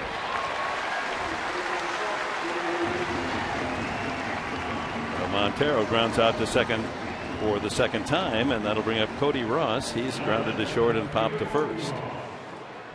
Well, Clayton Richard, this has been a very refreshing and exciting start for Richard. He's taken the team into the 7th inning. Pitch count's good. Yep, only 5 hits. 1 extra base hit, that leadoff, or that double rather, by Pennington in the 3rd.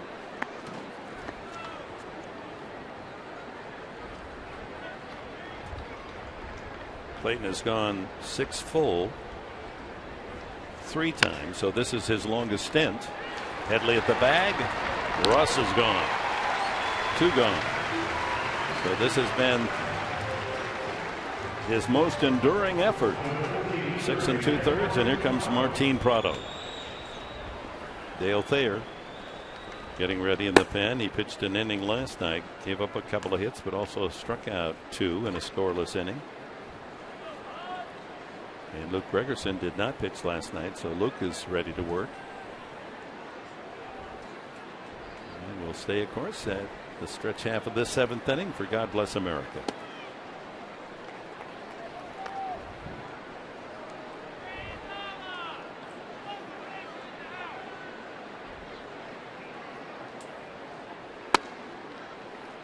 Over but low, 2-0. If Prado should get on, A.J. Pollock on deck. And he's on up the alley. And Marista chases it down at the wall. The veteran Prado, a big turn at second, and he'll hold there. A solid double. The 6th hit for the D-backs. Clayton Richard got behind in the count 2-0, had to come in with the fastball. And not a bad pitch down in the zone. Prado being aggressive 2-0. Winds it up the gap.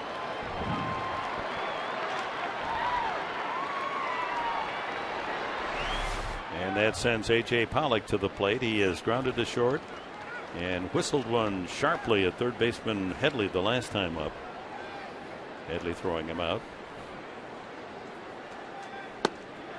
Strike 1.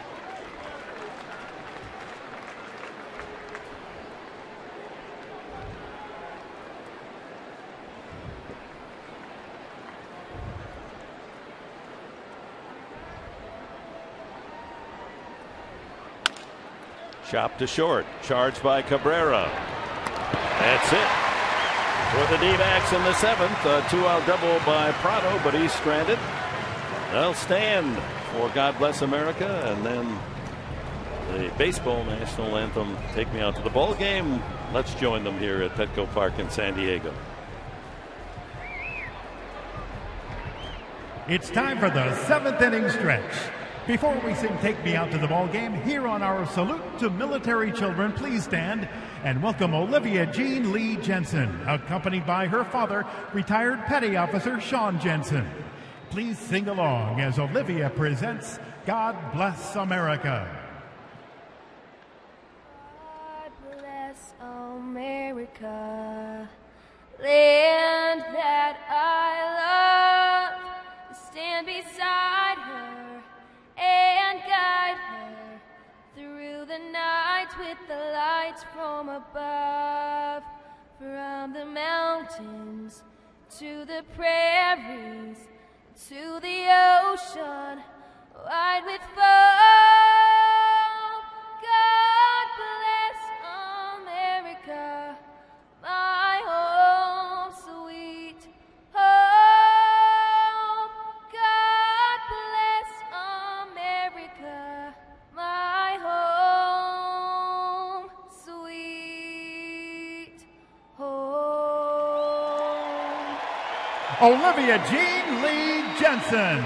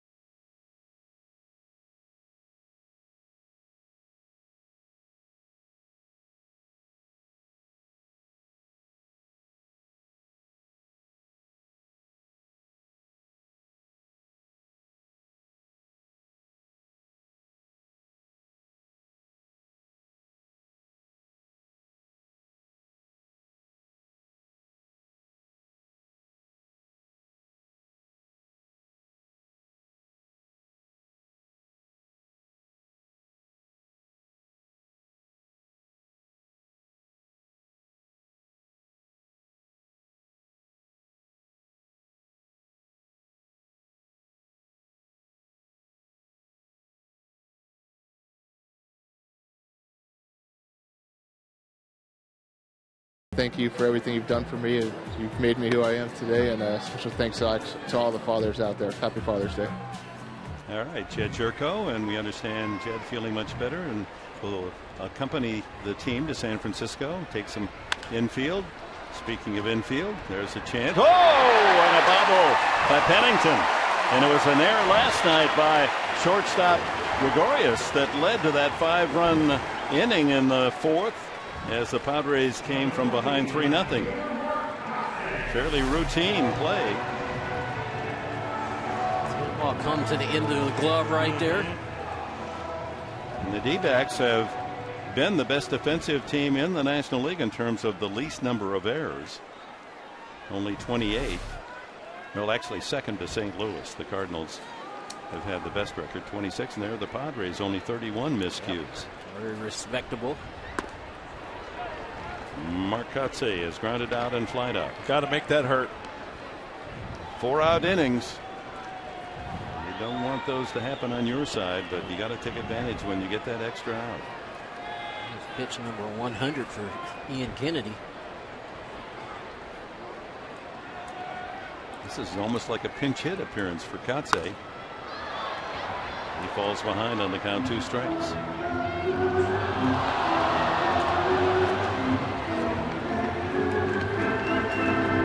Mayor Filner dropped by the booth, and he's hopping on the bandwagon, huh, Tony?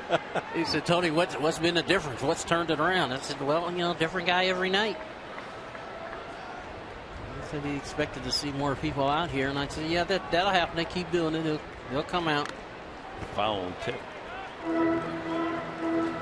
That's a good sign. The Mayor's got a lot of obligations, activities, and for him to take a Sunday and come out to Petco Park and see the hometown team. Yep. And you can feel it, Buzz. You can feel it happening here in our I know great I city. can. Yep. I mean, maybe I've been here too long, Dick. I know you've been here a long time, but this club in particular, there was people expected them to be better, I think, but when you got out to the slow start, it was like, oh, here we go again. Not again. Took the scab right off from last year, just like last year. Yeah. And now they got things turned around, and I love the attitude that these guys have because they're, it's like we're making a huge deal about getting to 500. They could care less. Sure. They just want to keep on playing good baseball. So I suspect as the year goes on, and if they keep playing like they're playing, this is going to be pretty exciting come August and September. Line drive, base hit, Kotsay to right. Big turn in the hole by Blanks as Kotsay with no one out. First and second. This is what Mark Kotsay was trying to do the hole like that, was get something that he could hit in the hole. And there he gets on top of a fastball and just drives it in the hole. And unfortunately for the Padres, you got a Gold Glover out there in right field in Parra, who's got a great arm. And 8 assists. Co-lead the National League. And here's Kirk Gibson out to the mound with 104 pitches delivered by Ian Kennedy. He takes the ball, and Kennedy, solid effort, but he leaves the game a 1-1 tie with 2 of his runners aboard and no one out. Bullpen called for Arizona.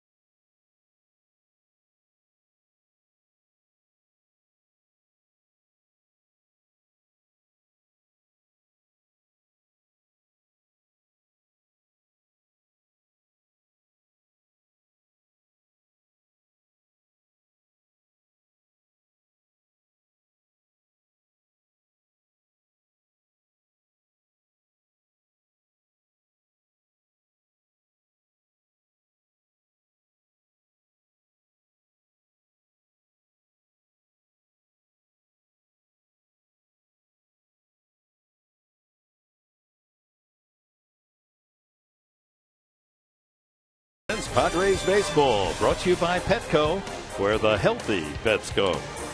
And by Infinity, luxury cars that deliver inspired performance.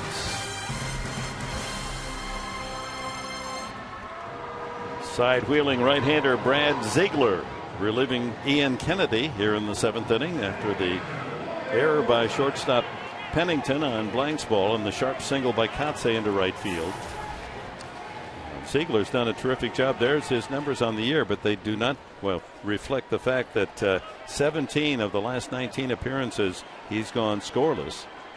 And watch out for the ground ball. 70 ground outs, only 9 fly ball outs. And that's why I'm button right Me here. too. I am just ready to hop on the sacrifice bandwagon right now. I'm going to try to move the runners up. Forsythe does square, bumps it in the air. However, the throw back to second is high, or that would have been a double play. Blanks had wandered far enough off. Good play by Ziegler. Forsythe unable to get the ball down. Well, that's the fly ball that you don't want. Yeah. Nice play by Ziegler. He got on the mound quickly. You know, his momentum is carrying him that way towards third base, but you're right, Tony. Very athletic move by Ziegler. And the ball, had it been thrown accurately to second, you could see would have been a double play. Well, Will Venable, he's accounted for the Padres' only score with that long 429-foot home run back in the 3rd. Has a chance to do more damage.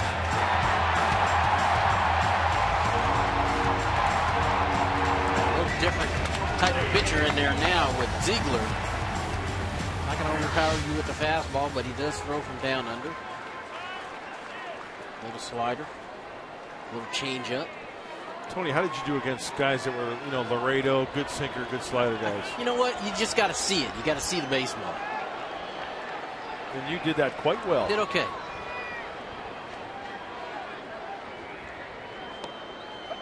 In for a strike. He's only going to top out about 88. It's just the arm angle and the movement that Ziegler creates that makes him tough. Well, that last pitch was a changeup away. Well located. That's what I'm thinking. That's where he wants to be. He wants to be on the outer part of the plate. Nick Hundley on deck.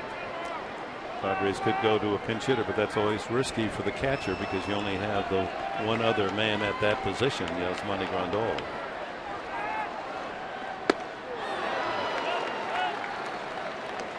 Oh, it seemed faster than 87 miles an hour, didn't it?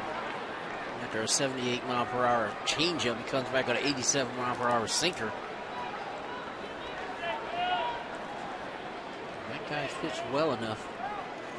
I'd love for him to get an opportunity to get a W. Chases.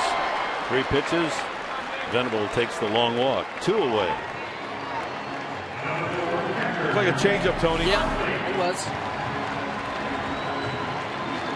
Off the plate. Well, that's where you want to miss. And that's what he wanted to do, I believe, the whole time. Nick Hundley. Chance to please Dad on Father's Day. And a lot of other fathers here at Petco Park with a base hit. He's flied to center and grounded to third. There's his father, Tim. Ball 1.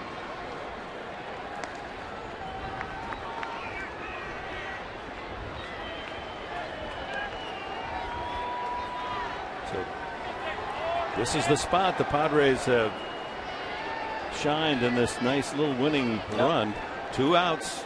They've been doing great work with 2 outs. And good eye there, 2-0. This is the hardest part, is making him come to you. You saw Will Venable that last at bat, kind of chasing balls that were out of the zone.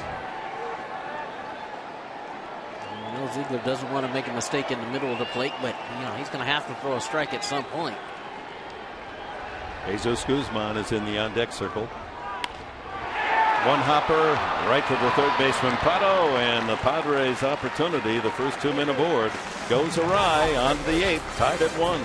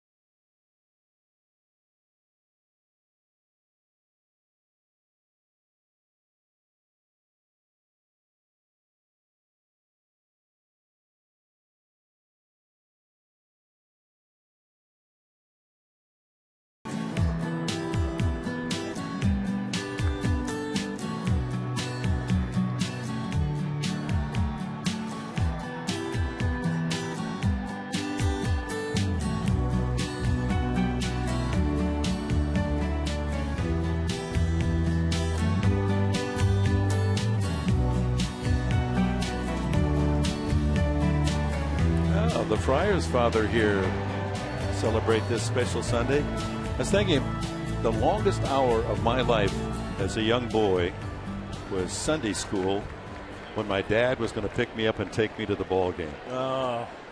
And yeah, it just seemed like that hour never would go by, and we knew you were going to go. In those days in the Pacific Coast League, you fans will remember, as Richard goes to work, foul back, that you played 2 games, doubleheader every Sunday, and my dad didn't have a lot of money, so we're going to go to the ball game. We're going to see 2 for the price of 1. So Mom got me to Sunday school, and Dad got me to the ballpark. Out of play. 2 strikes on Cliff Pennington.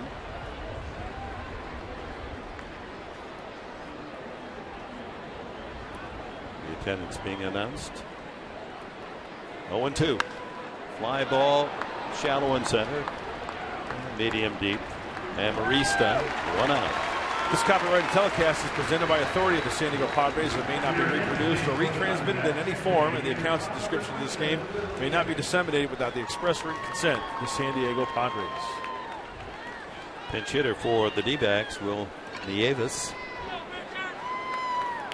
He's been a journeyman catcher, but posting some good numbers for the D-backs this year. He's had only 48 at bats, but 19 hits. That comes out at 396.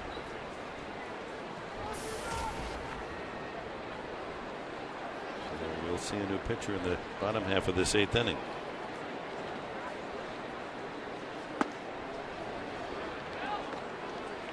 Now Clayton Richard, his best in the previous 9 starts, 6 innings. He's now into the 8th. Leadoff hitter Parra on deck. Up the middle, tough play. Cabrera ranging far to throw high. Did they tag him? No, not in time. Tough chance for Cabrera, throwing off balance, and with his body going out toward right field, trying to make an accurate throw too high. Would have gotten the runner. Yeah. It's going to be scored an infield hit. Watch how far Cabrera ranges on the second base side. And if the throw is on target, they're going to get him. But the throw is high.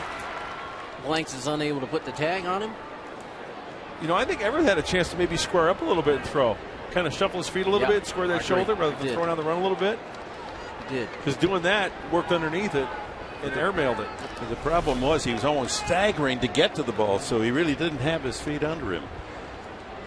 And that's something. The D-backs, 9th spot in the order, 3 for 3.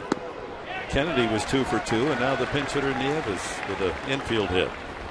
Parra 0 for 2 in a sacrifice. His 10-game hitting streak at risk. Got to hit his last time up last night after 0 for 4. Doubled in a run in the 9th inning.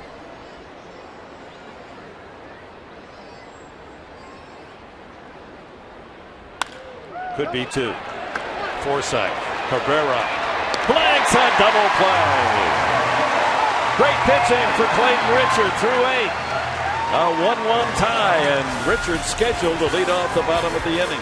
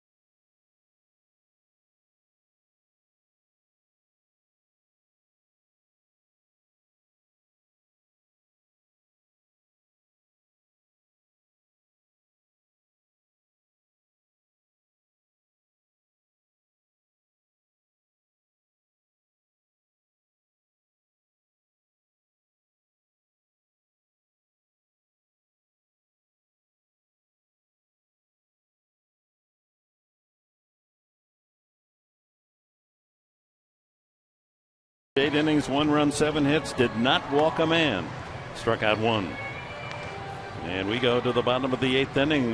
Richard, with his best start ever, deserves to get the win if the Padres can get something here against David Hernandez. In the last of the 8th inning, they'll reward him for his great pitching today. I'll tell you what, guys. Clayton Richard pitched his tail off. Yes, he did. Made some good pitches. Only gave up 7 hits, 1 run. You're right, Dick. It's about time now, these guys, to battle like they've been all year to try to get a run here or 2 against David Hernandez, who's having a pretty good year himself. 30 innings, 31 strikeouts. He's a hard-throwing right-hander, but he will give up the long ball on occasion. In fact, has given up 5 home runs in 30 innings. Denorfia, the pinch hitter for Clayton Richard. Way outside of the screen. It's like Dick talked about at the beginning of the game. You got to pick him up. Clayton Richards did everything you wanted him to do. Gave up 1 run, went 8 innings.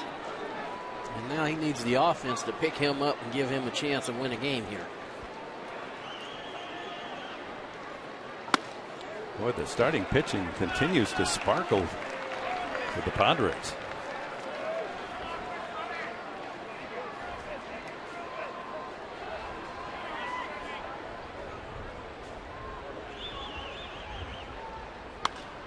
Pops him up.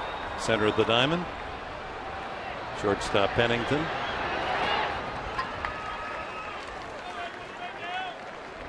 One away, top of the order, Cabrera has half of the 4-hit total today. Kind of used sparingly. The only time 2 innings against LA. Couple of hits and 3+ innings. 3 earned runs. Dodgers scored on him in 2/3 of an inning on Tuesday. We've talked about it before. That's where it'll hurt the ERA of a reliever. Cabrera, another line drive, another hit. Soft liner to right. He's 3 for 4. Well, some of you folks are serious about voting for the All-Star game. He deserves your attention. Everett Cabrera. See, now you get a chance to put those other skills to work right here because they need him to get in scoring position. Padres leading hitter on the season, 305 with that base hit. 1 out single. Lexi Amarista struck out, walked, and fouled out. What kind of move Hernandez has. We're going to see it. Ball 1.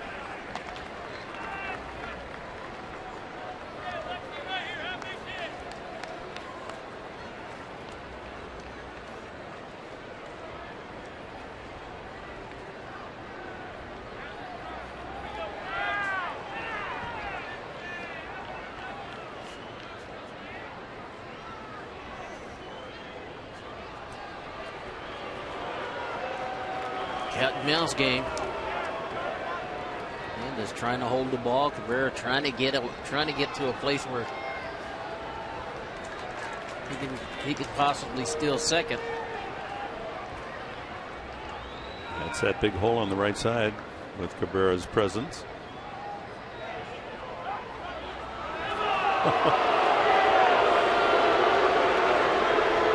And I like that play from a pitcher standpoint because look, guys get froggy over there. They get a little antsy. Same thing though, from a base runner standpoint, you got to be willing to put the pressure back on him, and you got to have the hitter be willing to make the pitcher make the first move, not the hitter. Ooh, almost threw it away. What I mean by that, you get a guy on who can run, and of course that pitcher wants to hold the ball on for the base runner. But you need the hitter to cooperate too and say, hey, I'm going to stand there. I'm going to make you hold the ball. If you don't want to throw it home, you're going to have to step off.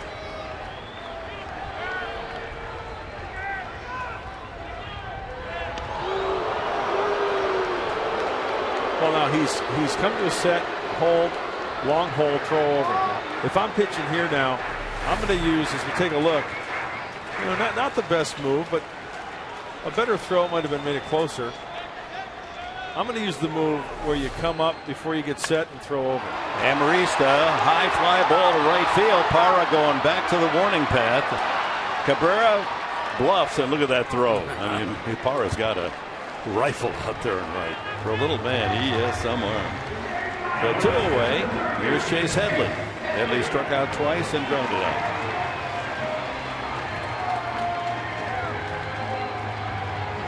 Let's see if David Hernandez uses the same pattern on Chase Headley that Ian Kennedy did. You remember, I think, Tony, you weren't with us, Arizona last year. Headley called it his best home run of the season. Padres had a lead, gave it up, and then the 8th inning against Hernandez, Headley hit a home run to win it. I think you're right. And Headley, when they were talking about all his RBIs and home runs last year, that's the one that he brought to mind. So 2 out. Cabrera still at first base. Here in the 8th inning of a 1-1 tie.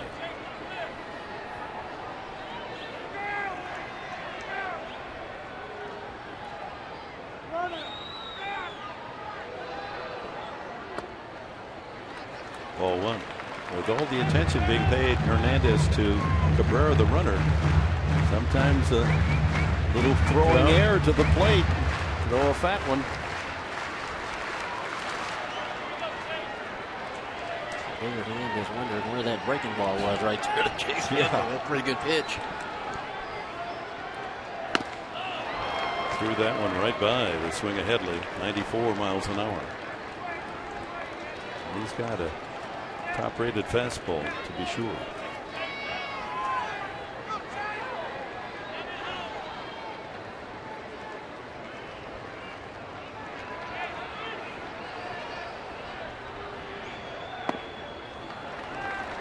Two and one. Well, the fastball for Hernandez get up about 95, 96. Throws that curveball and the changeup as well. Outfield playing on the deep side. Playing what we call no doubles. You don't want anything to get over your head. You're going to try like Hick to cut something off if it goes in the gap.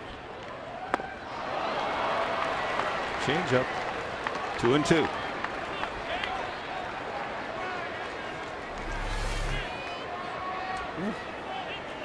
No, actually, it's a slow curveball. Yeah, good call, Professor. Way low and inside, but Headley fished. So 2-2.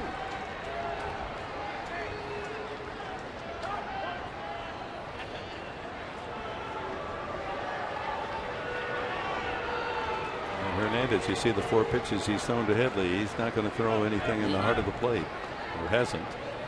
I believe Montero was sitting up there. It was like they were going to set up a 2-seamer inside, but he's going back away. Runner goes and fouled away. Good jump by Cabrera. You got to brush off the infield dirt and head back to first base.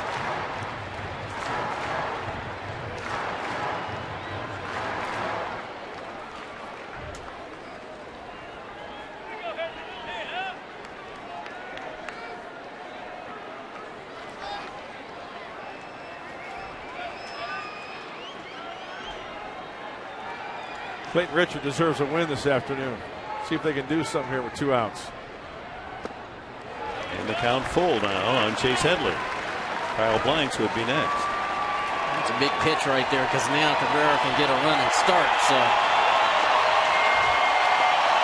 now anything goes in the gap, he's going to have a good chance of scoring. This crowd, 27,000 plus, almost 28,000, pleading for a base hit.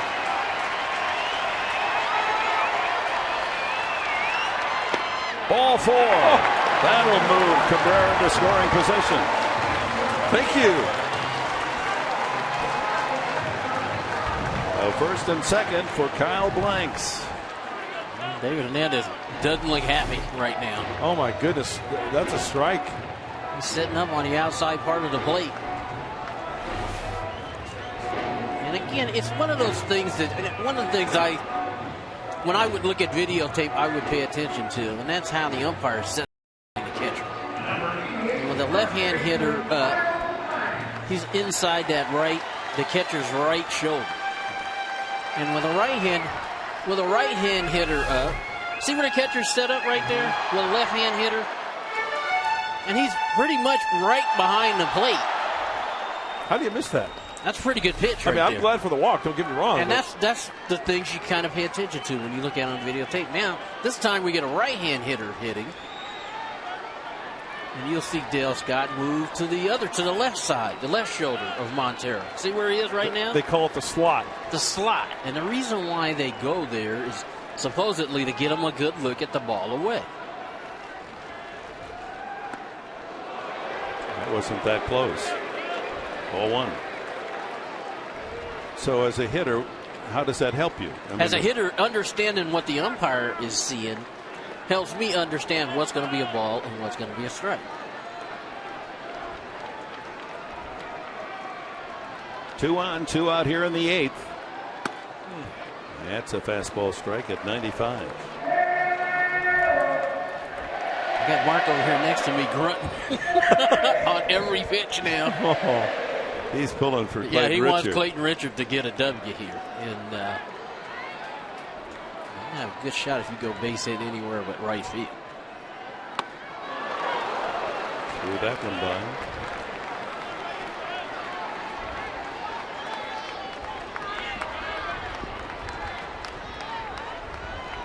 Had Kyle in an interview in L.A. and he's got on the knob of his bat easy before every pitch. Tells him, be easy up there. Don't overswing.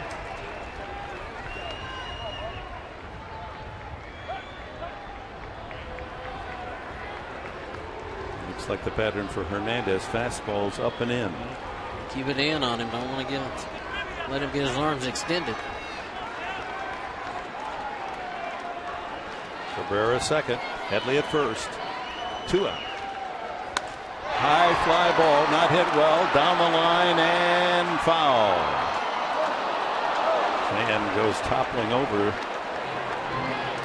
Scrambling for the ball. And the little guy comes up with it. All right.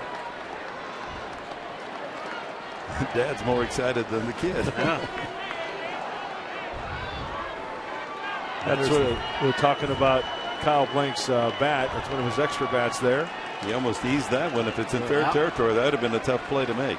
So here it is again, 1 and 2. High drive to left. That ball is tagged. Blanks will touch them all.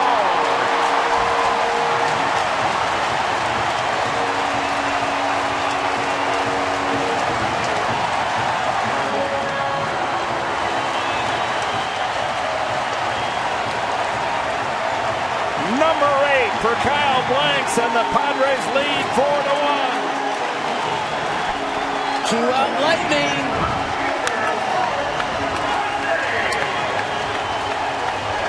Look at that Padre bench.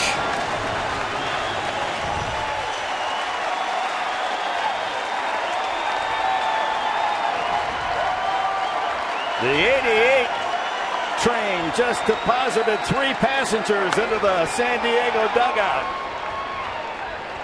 Kotze pops it up, inning over, but a dramatic 2-out, 3-run home run for Kyle Blanks, just as Yasmani Grandal delivered a 3-run shot with 2 outs last night. Oh my!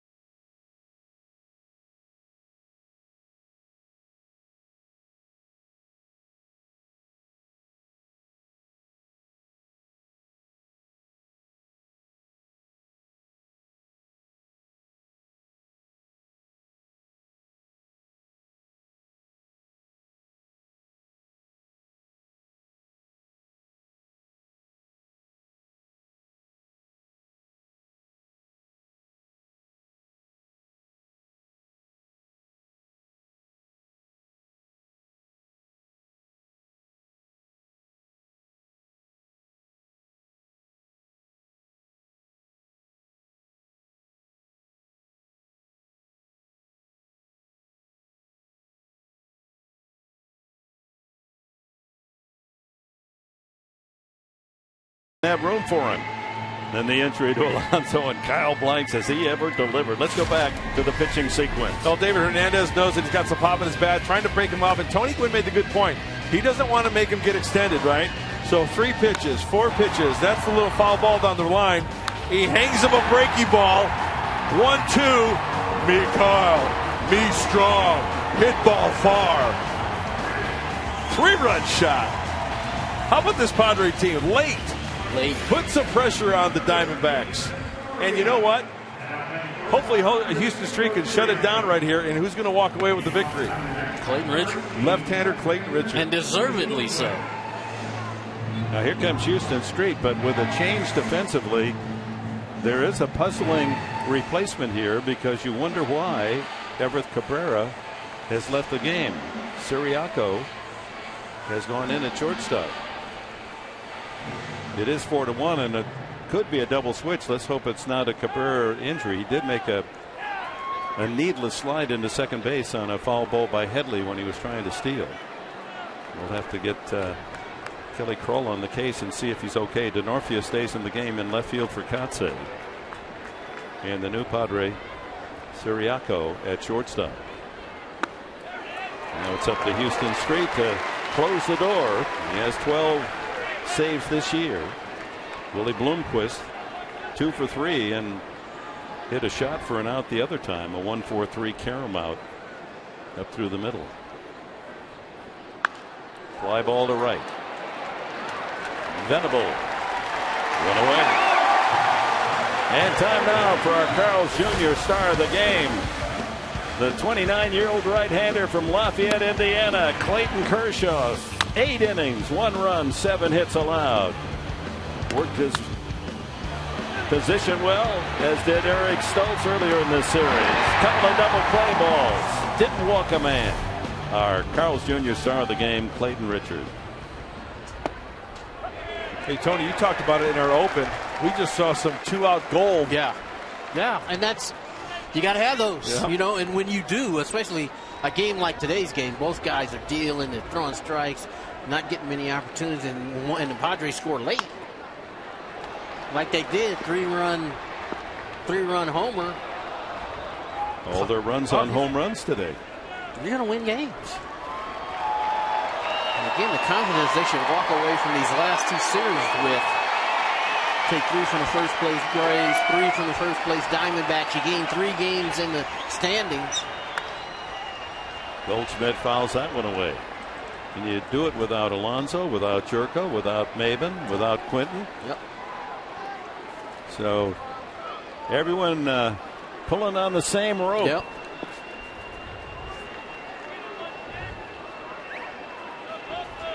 Goldschmidt 0 for 3 today. He's 0 for in the series.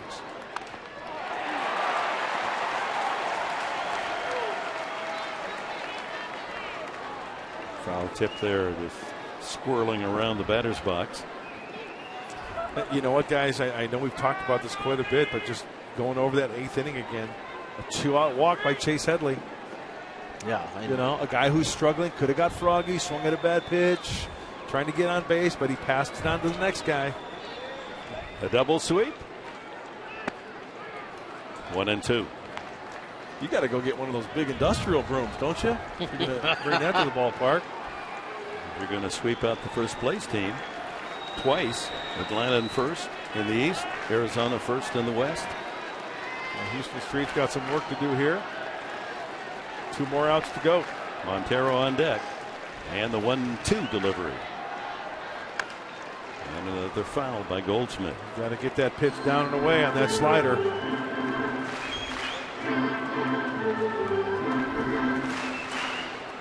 Oh for 9 in the series, the first baseman of the D-backs.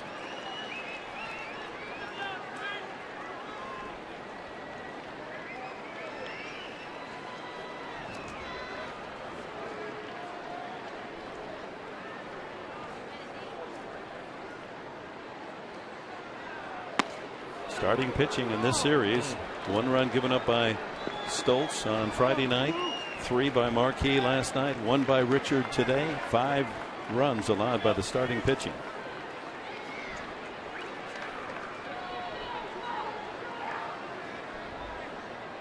2-2. Ground ball, foul, says Buckner. Just foul. Late swing, almost producing a extra base hit for Goldschmidt. That was the Goldschmidt that when he first came up, he did that a lot. He didn't hit with a whole lot of power, and people wondered, was he going to, turn into a power hitter? Well, still has that same ability, but now he's not only hitting with power, but driving in runs too. Oh, we got shift in the outfield. Mm-hmm. Huh?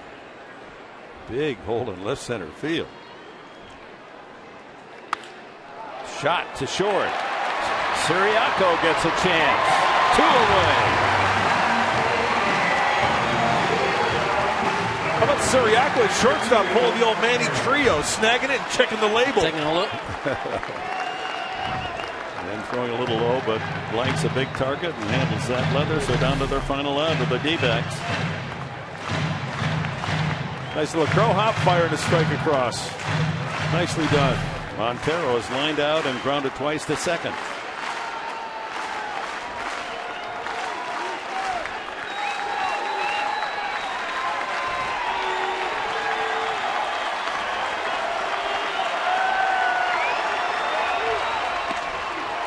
Strike one.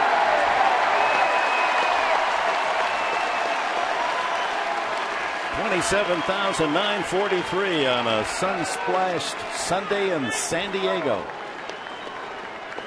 Padres with a 4-1 lead here in the top of the 9th. Line to right field down into the corner.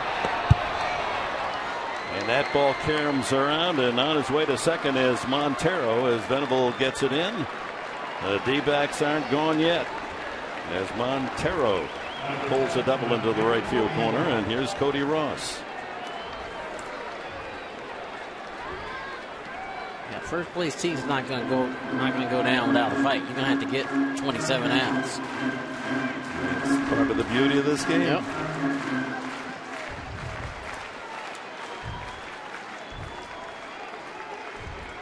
Bud Black studying the situation, leading by 3. The man you don't want to see is in the on-deck circle, Prado. That would mean the tying run to the plate. Fly ball to center. Amarista's got it. The Padres, a double sweep. They get Atlanta for 3, and now Arizona for 3, knocking off the best teams in their division. And Kyle Blanks and company, Clayton Richard on the mound. The combination 4-4, 1 victory today, and with 2 more home runs in today's game, a total of $40,000 raised for prostate cancer research. You can make a donation. Go online to homerunchallenge.org. San Diego 4, Arizona 1. The Padres are 2 games out of first place. How about that, Mike Pomerantz? That's exactly what